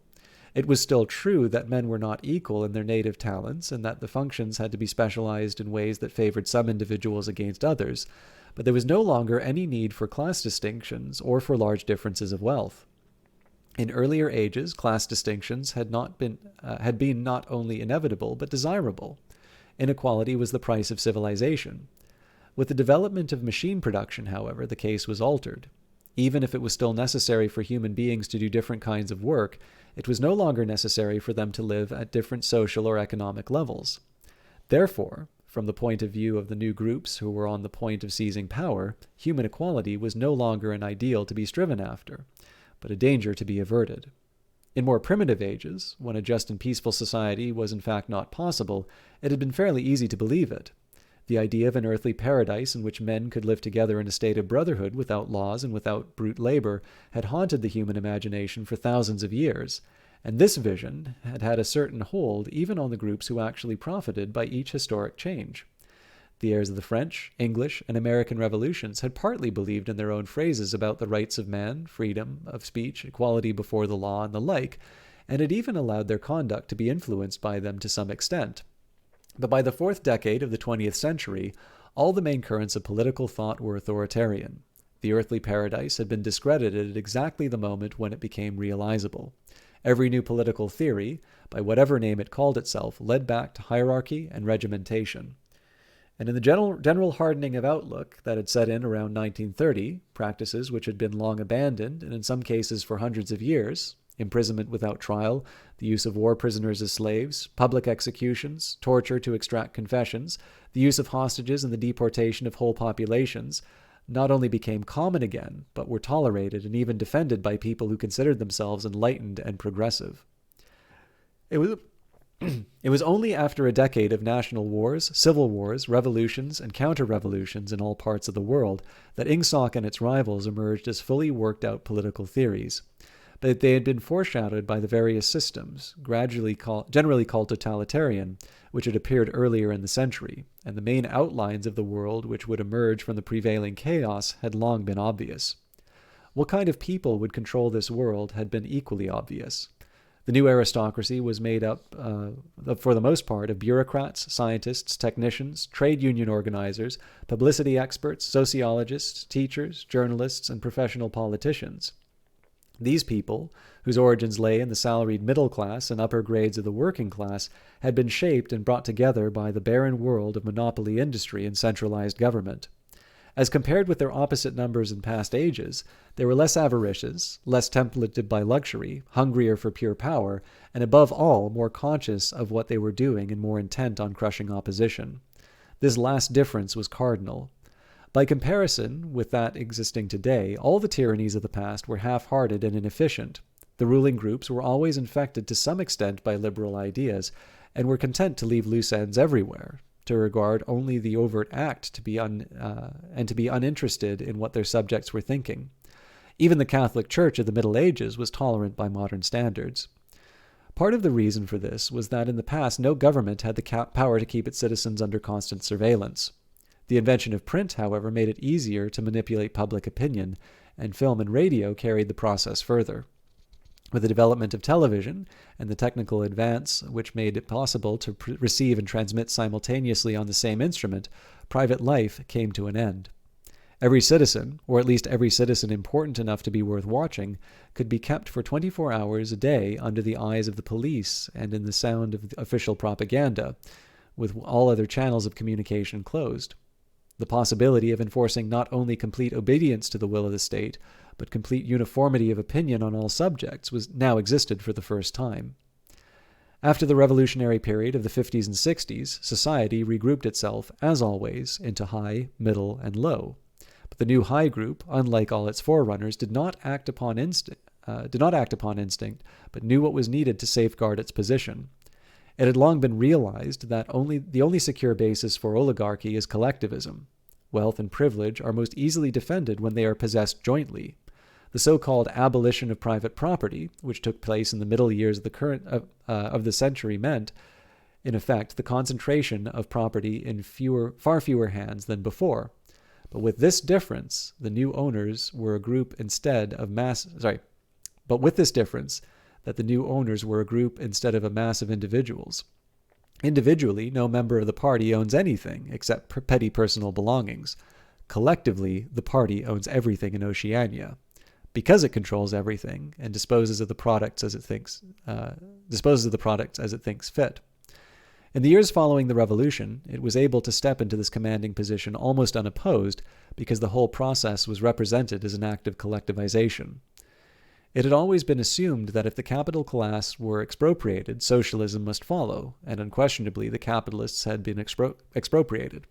Factories, mines, land, houses, transport, everything had been taken away from them, and since these things were no longer private property, it followed that they must be public property. Ingsoc, which grew out of the earlier socialist movement and inherited its phraseology, has in fact carried out the main item in the socialist program, with the result, foreseen and intended beforehand, that economic inequality has been made permanent. But the problems of perpetuating hierarchical society go deeper than this. There are only 4 ways in which a ruling group can fall from power. Either it is conquered from without, or it governs so inefficiently that the masses are stirred to revolt, or it allows a strong and discontented middle group to come into being, or if it loses its own self-confidence and willingness to govern. These causes do not operate singly, and as a rule, all 4 of them are present in some degree. A ruling class which could guard against all of them would remain in power permanently. Ultimately, the determining factor is the mental attitude of the ruling class itself. After the middle of the present century, the first danger had already in reality disappeared. Each of the 3 powers which now divide the world is in fact unconquerable, and could only become conquerable through slow demographic changes, which a government with wide powers can easily avert. The second danger, also, is only a theoretical one. The masses never revolt of their own accord, and they never revolt merely because they are oppressed. Indeed, so long as they are not permitted to have standards of comparison, they never even become aware that they are oppressed. The recurrent economic crises of past times were totally unnecessary and are not now permitted to happen. But other and equally large dislocations can and do happen without having political results, because there is no way in which discontent can become articulate. As for the problem of overproduction, which has been latent in our society since the development of the machine technique, it is solved by the device of continuous warfare, see Chapter 3, which is also useful in keying up public morale to the necessary pitch. From the point of view of our present rulers, therefore, the only genuine dangers are the splitting off of a new group of able, underemployed, power-hungry people, and the growth of liberalism and skepticism in its own ranks. The problem, that is to say, is educational. It is a problem of continuously molding the consciousness both of the directing group and the larger executive group that lies immediately below it. The consciousness of the masses needs only to be influenced in a negative way. Given this background, one could infer, if one did not know it already, the general structure of Oceanic society. At the apex of the pyramid comes Big Brother. Big Brother is infallible and all-powerful. Every success, every achievement, every victory, every scientific discovery, all knowledge and wisdom, all happiness, all virtue are held to issue directly from his leadership and inspiration. Nobody has ever seen Big Brother. He is a face on the hoardings, a voice on the telescreen. We may be reasonably sure that he will never die, and there is already considerable uncertainty as to when he was born. Big Brother is the guise in which the party chooses to exhibit itself to the world. His function is to act as a focusing point for love, fear, and reverence, emotions which are more easily felt towards an individual than towards an organization. Below Big Brother comes the inner party, its numbers limited to 6 millions, or something less than about 2% of the population of Oceania. Below the inner party comes the outer party, which, if the inner party is described as the brain of the state, may justly be likened to the hands. Below that come the dumb masses who we habitually refer to as the proles, numbering perhaps 85% of the population. In the terms of our earlier classification, the proles are the low. For the slave populations of the equatorial lands, who pass constantly from conqueror to conqueror, there is not a permanent or necessary part of the structure. In principle, membership of these groups is not hereditary. The child of inner party parents is, in theory, not born into the inner party. Admission to either branch of the party is by examination, taken at the age of 16. Nor is there any racial discrimination, or any marked domination of one province by another. Jews, Negroes, South Americans of pure Indian blood are found in the highest ranks of the party, and the administrators of any area are always drawn from the inhabitants of that area. In no part of Oceania do the inhabitants have the feeling that they are a colonial population ruled from a distant capital. Oceania has no capital, and its titular head is a person whose whereabouts nobody knows. Except that English is the chief lingua franca of Newspeak, and Newspeak its official language, it is not centralized in any way.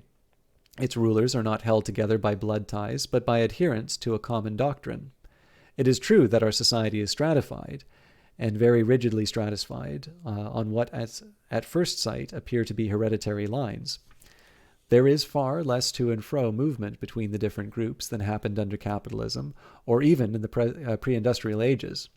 Between the two branches of the party there is a certain amount of interchange, but only so much as will ensure that weaklings are excluded from the inner party, and that ambitious members of the outer party are made harmless by allowing them to rise. Proletarians, in practice, are not allowed to graduate into the party. The most gifted among them, who might possibly become nuclei of discontent, are simply marked down by the thought police and eliminated. But this state of affairs is not necessarily permanent, nor is it a matter of principle. The party is not a class in the old sense of the word. It does not aim at transmitting power to its own children, as such. And if there were no other way of keeping the ablest people at the top, it would be perfectly prepared to recruit an entire new generation from the ranks of the proletariat. In the crucial years, the fact that the party was not a hereditary body did a great deal to neutralize opposition. The older kind of socialist, who had been trained to fight against something called class privileged, assumed that what is not hereditary cannot be permanent. He did not see that the continuity of an oligarchy need not be physical, nor did he pause to reflect that hereditary aristocracies have always been short-lived, whereas adoptive organizations such as the Catholic Church have sometimes lasted for hundreds or thousands of years. The essence of oligarchical rule is not a father-to-son inheritance, but the persistence of a certain worldview and a certain way of life, imposed by the dead upon the living. A ruling group is a ruling group so long as it can nominate its successors. The party is not concerned with perpetuating its blood, but with perpetuating itself. Who wields power is not important, provided that the hierarchical structure remains always the same. All the beliefs, habits, tastes, emotions, mental attitudes that characterize our time are really designed to sustain the mystique of the party and prevent the true nature of present-day society from being perceived. Physical rebellion, or any preliminary move towards rebellion, is at present not possible. From the proletarians nothing is to be feared.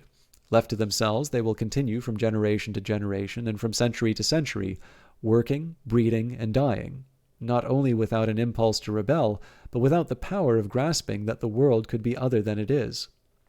They could only become dangerous if the advance of industrial technique made it necessary to educate them more highly, but since military and commercial rivalry are no longer important, the level of popular education is actually declining. What opinions the masses hold or do not hold is looked on as a matter of indifference. They can be granted intellectual liberty because they have no intellect. In a party member, on the other hand, not even the smallest deviation of opinion on the most unimportant subject can be tolerated.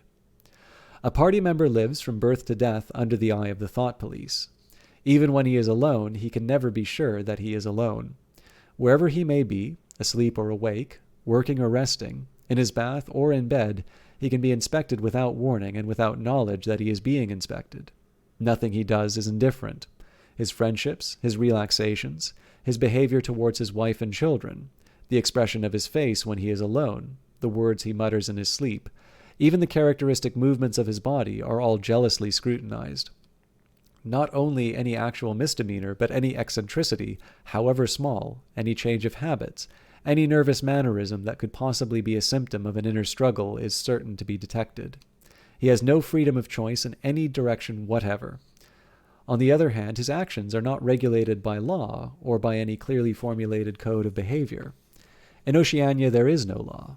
Thoughts and actions, which when detected mean certain death, are not actually forbidden, and the endless purges, arrests, tortures, imprisonments, vaporizations are not inflicted as punishment for crimes which have actually been committed, but are merely the wiping out of persons who might perhaps commit a crime at some time in the future.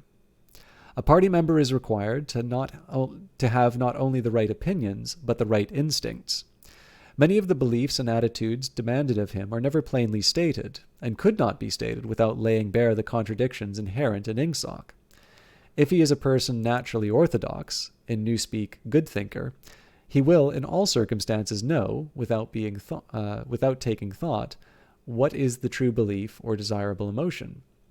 But in any case, an elaborate mental training, undergone in childhood and grouping itself around the Newspeak words crime stop, black, white, and doublethink, make him unwilling and unable to think too deeply on any subject whatever. The party is expected to have no a party member is expected to have no private emotions and no respites from enthusiasm. He is supposed to live in a continuous frenzy of hatred of foreign enemies and internal traitors, triumph over victories, and self-abasement before the power and wisdom of the party. The discontents produced by this bare, unsatisfying life are deliberately turned outwards and dissipated by devices such as the 2 minutes hate, and the speculations which might possibly induce a skeptical or rebellious attitude are killed in advance by his early acquired inner discipline. The first and simplest stage in the discipline, which can be taught even to young children, is called, in Newspeak, crime stop. Crime stop means the faculty of stopping short, as though by instinct, at the threshold of any dangerous thought. It includes the power of not grasping analogies, of failing to perceive logical errors, of misunderstanding the simplest arguments if they are inimical to ingsoc, and of being bored or repelled by any train of thought which is capable of leading in a heretical direction. Crime stop, in short, means protective stupidity, but stupidity is not enough. On the contrary, orthodoxy in the full sense demands control over one's mental processes as complete as that of a contortionist over his body. Oceanic society rests ultimately on the belief that Big Brother is omnipotent and that the party is infallible. But since in reality Big Brother is not omnipotent and the party is not infallible, there is a need for an unwearying moment-to-moment flexibility in the treatment of facts. The key word here is black-white. Like so many Newspeak words, this word has two mutually contradictory meanings. Applied to an opponent, it means the habit of impudently claiming that black is white, in contradiction of the plain facts. Applied to a party member, it means a loyal willingness to say that black is white when the party discipline demands this. But it also means the ability to believe that black is white, and more to know that black is white, and to forget that one has ever believed the contrary. This demands a continuous alteration of the past, made possible by the system of thought which really embraces all the rest, and which is known in Newspeak as doublethink. The alteration of the past is necessary for two reasons, one of which is subsidiary and, so to speak, precautionary. The subsidiary reason is that the party member, like the proletarian, tolerates present-day conditions partly because he has no standards of comparison. He must be cut off from the past, just as he must be cut off from foreign countries, because it is necessary for him to believe that he is better off than his ancestors and that the average level of material comfort is constantly rising. But by far the more important reason for the readjustment of the past is the need to safeguard the infallibility of the party. It is not merely that speeches, statistics, and records of every kind must be constantly brought up to date in order to show that the predictions of the party were in all cases right. It is also that no change in doctrine or political alignment can ever be admitted. For to change one's mind, or even one's policy, is a confession of weakness. If, for example, Eurasia or East Asia, whichever it may be, is the enemy today, then that country must always have been the enemy. And if the facts say otherwise, then the facts must be altered. Thus, history is continuously rewritten. This day-to-day falsification of the past, carried out by the Ministry of Truth, is as necessary to the stability of the regime as the work of repression and espionage carried out by the Ministry of Love. The mutability of the past is the central tenet of ingsoc. Past events, it is argued, have no objective existence, but survive only in written records and in human memories. The past is whatever the records and the memories agree upon, and since the party is in full control of all records, and in equally full control of the minds of its members, it follows that the past is whatever the party chooses to make it. It also follows that though the past is alterable, it never has been altered in any specific instance. For when it has been recreated in whatever shape it is needed at the moment, then this new version is the past, and no different past can ever have existed. This holds good even when, as often happens, the same event is to be altered out of recognition several times in the course of a year. At all times the party is in possession of absolute truth, and clearly the absolute can never have been different from what it is now. It will be seen that the control of the past depends above all on the training of memory. To make sure that all written records agree with the orthodoxy of the moment is merely a mechanical act. But it is also necessary to remember that events happened in the desired member, and it is necessary to rearrange one's memory or to tamper with written records, then it is necessary to forget that one has done so. The trick of doing this can be learned like any other mental technique. It is learned by the majority of party members, and certainly by all who are intelligent as well as orthodox. In old speak, it is called, quite frankly, reality control. In new speak, it is called doublethink, though doublethink comprises much else as well. Doublethink means the power of holding two contradictory beliefs in one's mind simultaneously and accepting both of them. The party intellectual knows in which direction his memories must be altered, and therefore knows that he is playing tricks with reality. But by the existence of doublethink, he also satisfies himself that reality is not violated. The process has to be conscious, or it would not be carried out with sufficient precision, but it also has to be unconscious, or it would bring with it a feeling of falsity and hence of guilt. Doublethink lies at the very heart of ingsoc, since the essential act of the party is to use conscious deception while retaining the firmness of purpose that goes with complete honesty.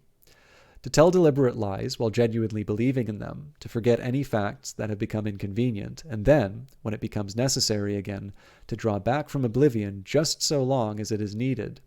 To deny the existence of objective reality, and all the while to take account of the reality which one denies, all this is indispensably necessary. Even in using the word doublethink, it is necessary to exercise doublethink, for by using the word one admits that one is tampering with reality. By a fresh act of doublethink, one erases this knowledge, and so on indefinitely, with the lie always one leap ahead of the truth. Ultimately, it is by means of doublethink that the party has been able, and may, for all we know, continue to be able for thousands of years to arrest the course of history. All past oligarchies have fallen from power either because they ossified or because they grew soft.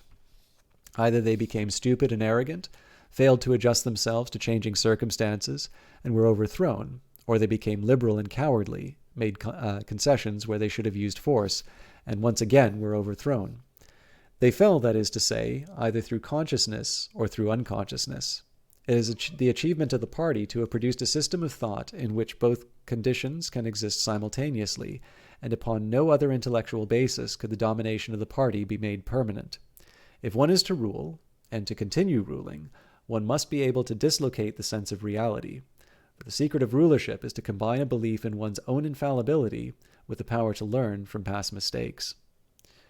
It hardly need be said that the subtlest practitioners of doublethink are those who invented doublethink, and know that it is a vast system of mental cheating. In our society, those who have the best knowledge of what is happening are also those who are furthest from seeing the world as it is. In general, the greater the understanding, the greater the delusion. The more intelligent, the less sane.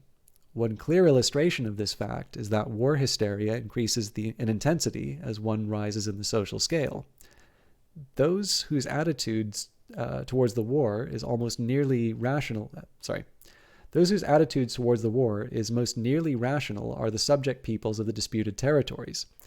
To these people, the war is over their bodies like a tidal. To these people, war is simply a continuous calamity which sweeps to and fro over their bodies like a tidal wave.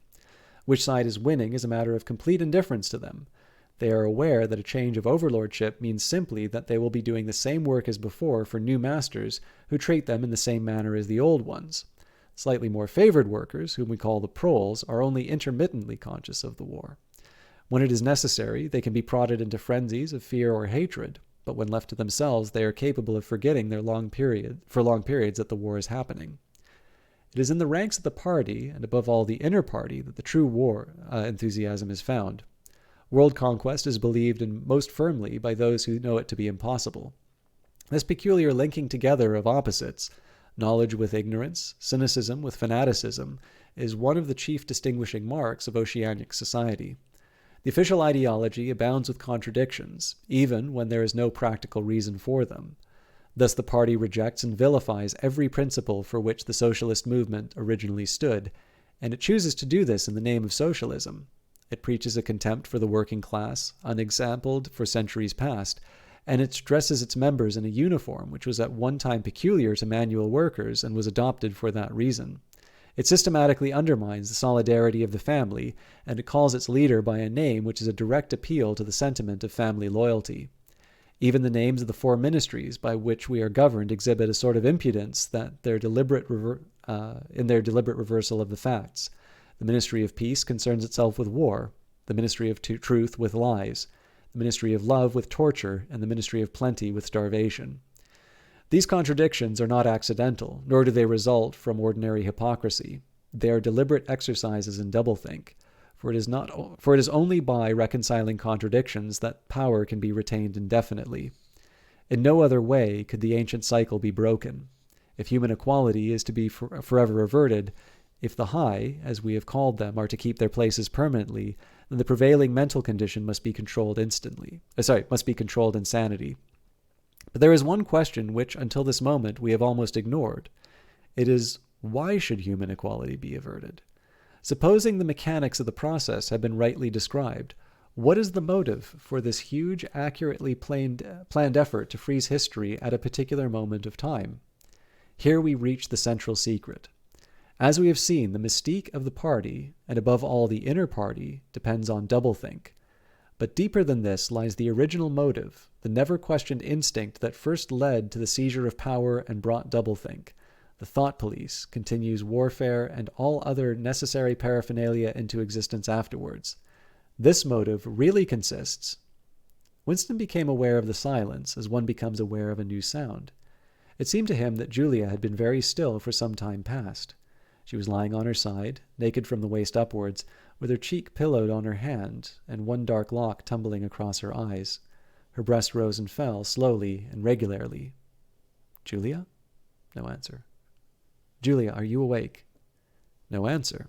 She was asleep. He shut the book, put it carefully on the floor, lay down, and pulled the coverlet over both of them. He had still, he reflected, not learned the ultimate secret. He understood how. He did not understand why. Chapter 1, like Chapter 3, had not actually told him anything that he did not know. It merely systematized the knowledge that he possessed already. But after reading it, he knew better than before that he was not mad. Being in a minority, even in a minority of one, did not make you mad. There was truth and there was untruth, and if you clung to the truth, even against the whole world, you were not mad. A yellow beam from the sinking sun slanted through the window and fell across the pillow. He shut his eyes, the sun on his face, and the girl's smooth body touching his own gave him a strong, sleepy, confident feeling. He was safe. Everything was all right. He fell asleep murmuring, "Sanity is not statistical," with a feeling that this remark contained in it profound wisdom.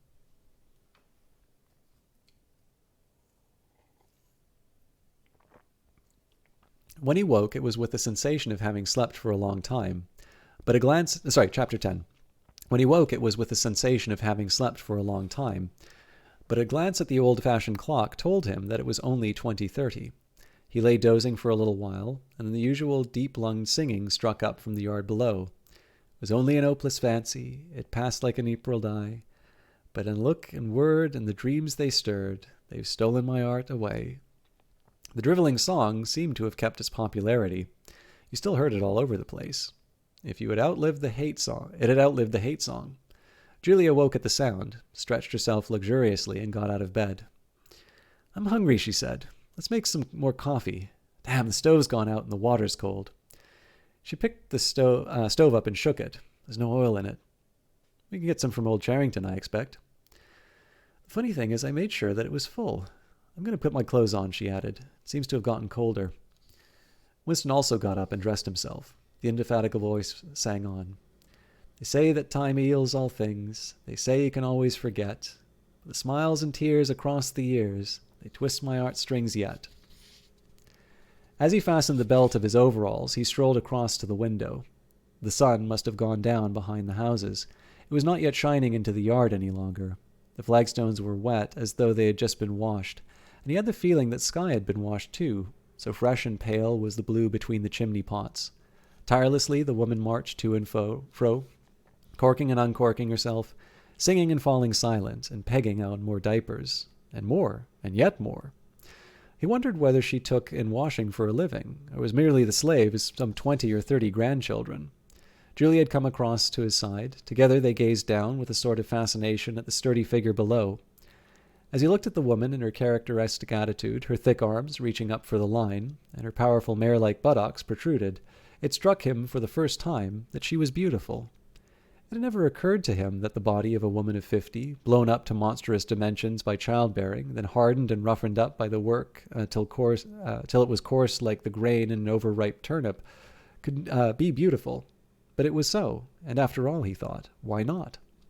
The solid, contourless body, like a block of granite, and the rasping red skin bore the same relation to the body of a girl as the rose hip to the rose. Why should the fruit be held inferior to the flower? She's beautiful, he murmured. She can beat her across the hips easily, said Julia. That is the style of her beauty, said Winston. He held Julia's supple waist easily encircled by his arm. From the hip to the knee, her flank was against his. Out of their bodies, no child would ever come. That was one thing they could never do. Only by word of mouth, from mind to mind, could they pass on in secret. The woman down there had no mind. She had only strong arms, a warm heart, and a fertile belly. He wondered how many children she had given birth to. It might easily be 15. She had her momentary flowering, a year perhaps of wild rose beauty, and then she had suddenly swollen like a fertilized fruit and grown hard and red and coarse.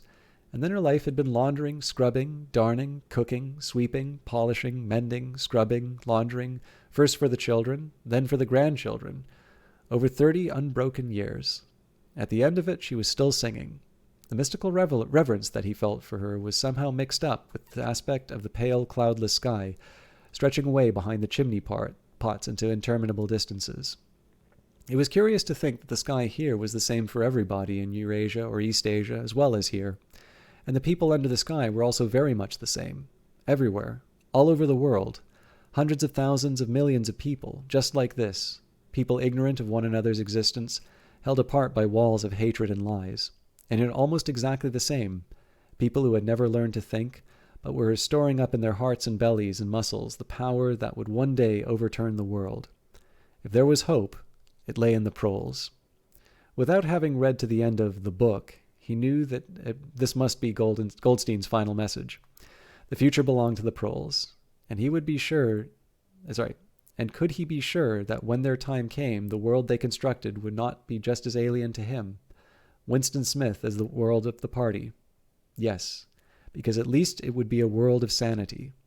Where there is equality, there can be sanity. Sooner or later it would happen. Strength would change into consciousness. The proles were immortal. You could not doubt it when you looked at that valiant figure in the yard. In the end, their awakening would come. And until that happened, though, it might be 1,000 years, they would stay alive against all odds, like birds, passing on from body to body, the validity of which the party did not share and could not kill. Do you remember, he said, the thrush that sang to us on the first day at the edge of the wood? He wasn't singing to us, said Julia. He was singing to please himself. Not even that. He was just singing.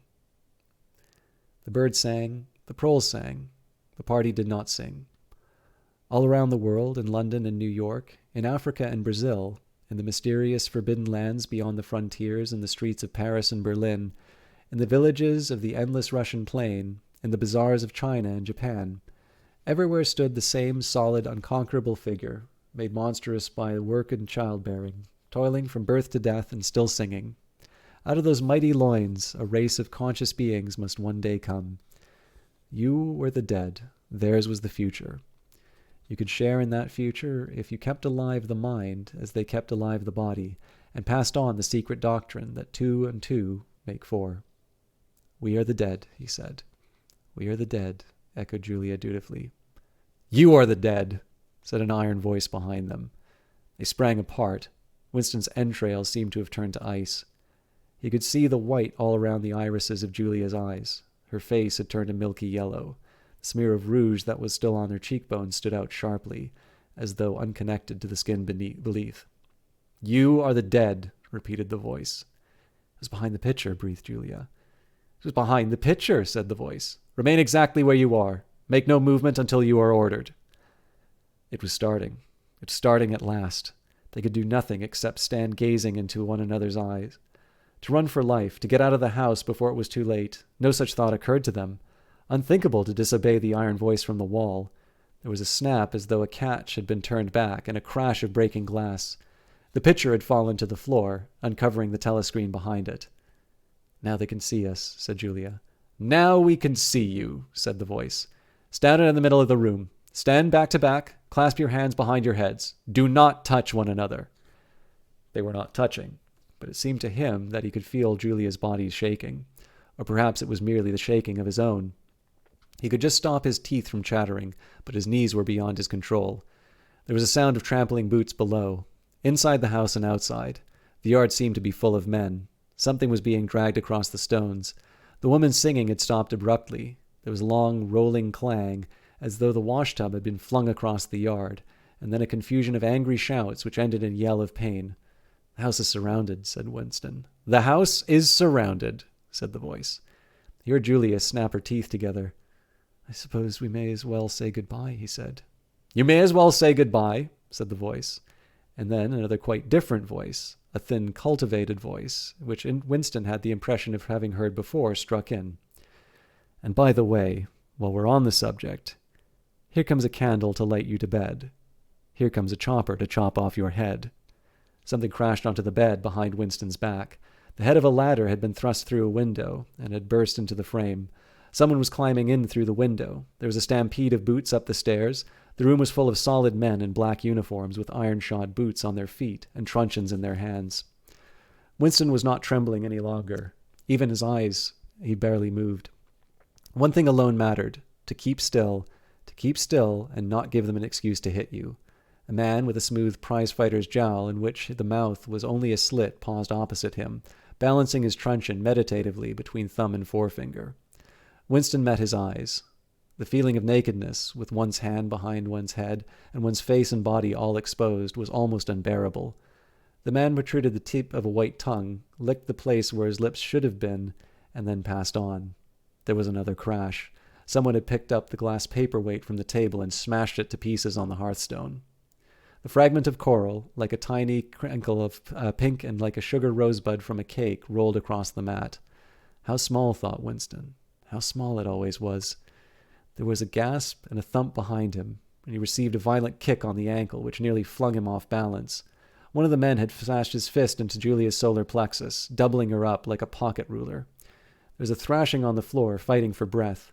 Winston dared not turn his head, even by a millimeter, but sometimes her livid, gasping face came within an angle of his vision. Even in his terror, he thought that he could feel the pain in his own body, the deadly pain which nevertheless was less urgent than the struggle to get back her breath. He knew what it was like, the terrible agonizing pain which was there all the while but could not be suffered yet, because before all else it was necessary to be able to breathe. And the two of the men hoisted her up by knees and shoulders and carried her out of the room like a sack. Winston had a glimpse of her face upside down, yellow and contorted, with the eyes shut, and still with a smear of rouge on either cheek. And that was the last that he saw of her. He stood dead still. No one had hit him yet. Thoughts, which came of their own accord, but seemed totally uninteresting, began to flit through his mind. He wondered whether or not they'd got Mr. Charrington. He wondered what they had done to the woman in the yard. He noticed that he badly wanted to urinate. He felt a faint surprise because he had done so only 2 or 3 hours ago. He noticed that the clock on the mantelpiece said 9, meaning 21, but the light seemed too strong. Would not the light be fading at 21 hours on an August evening? He wondered whether, after all, he and Julia had mistaken the time, had slept the clock round and thought it was 20:30, when it was really not 8:30 on the following morning. But he did not pursue the thought further. It was not interesting. There was another lighter step in the passage. Mr. Charrington came into the room. The demeanor of the black-uniformed men suddenly became more subdued. Something had also changed in Mr. Charrington's appearance. His eye fell on the fragments of the glass paperweight. "Pick up those pieces," he said sharply. A man stooped to obey. The Cockney accent had disappeared. Winston suddenly realized whose voice it was that he had heard a few moments ago on the telescreen. Mr. Charrington was still wearing his old velvet jacket, but his hair, which had been almost white, had turned black. Also, he was not wearing his spectacles. He gave Winston a single sharp glance, as though verifying his identity, and then paid no more attention to him. He was still recognizable, but he was not the same person any longer. His body had straightened, and he seemed to have grown bigger. His face had undergone only tiny changes that nevertheless worked a complete transformation. The black eyebrows were less bushy. The wrinkles were gone. The whole lines of the face seemed to have altered. Even the nose seemed shorter. It was the alert, cold face of a man of about 35. It occurred to Winston that for the first time in his life he was looking, with knowledge, at a member of the Thought Police.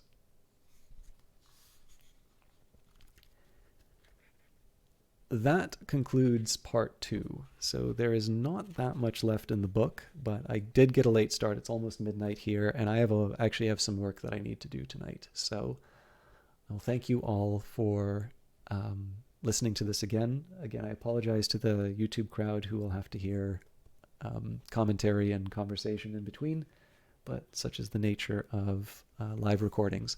So as before, I'm going to do my best to stream the third and final part on Friday, as close to 7 as I can. But as happened today, there is always the possibility of of things kind of getting in the way. But as always, I will announce on Twitter if things don't turn out.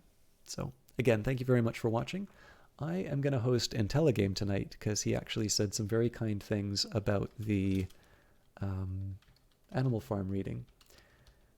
But until then, thank you very much for watching, and we will see you in the future. A place with no darkness.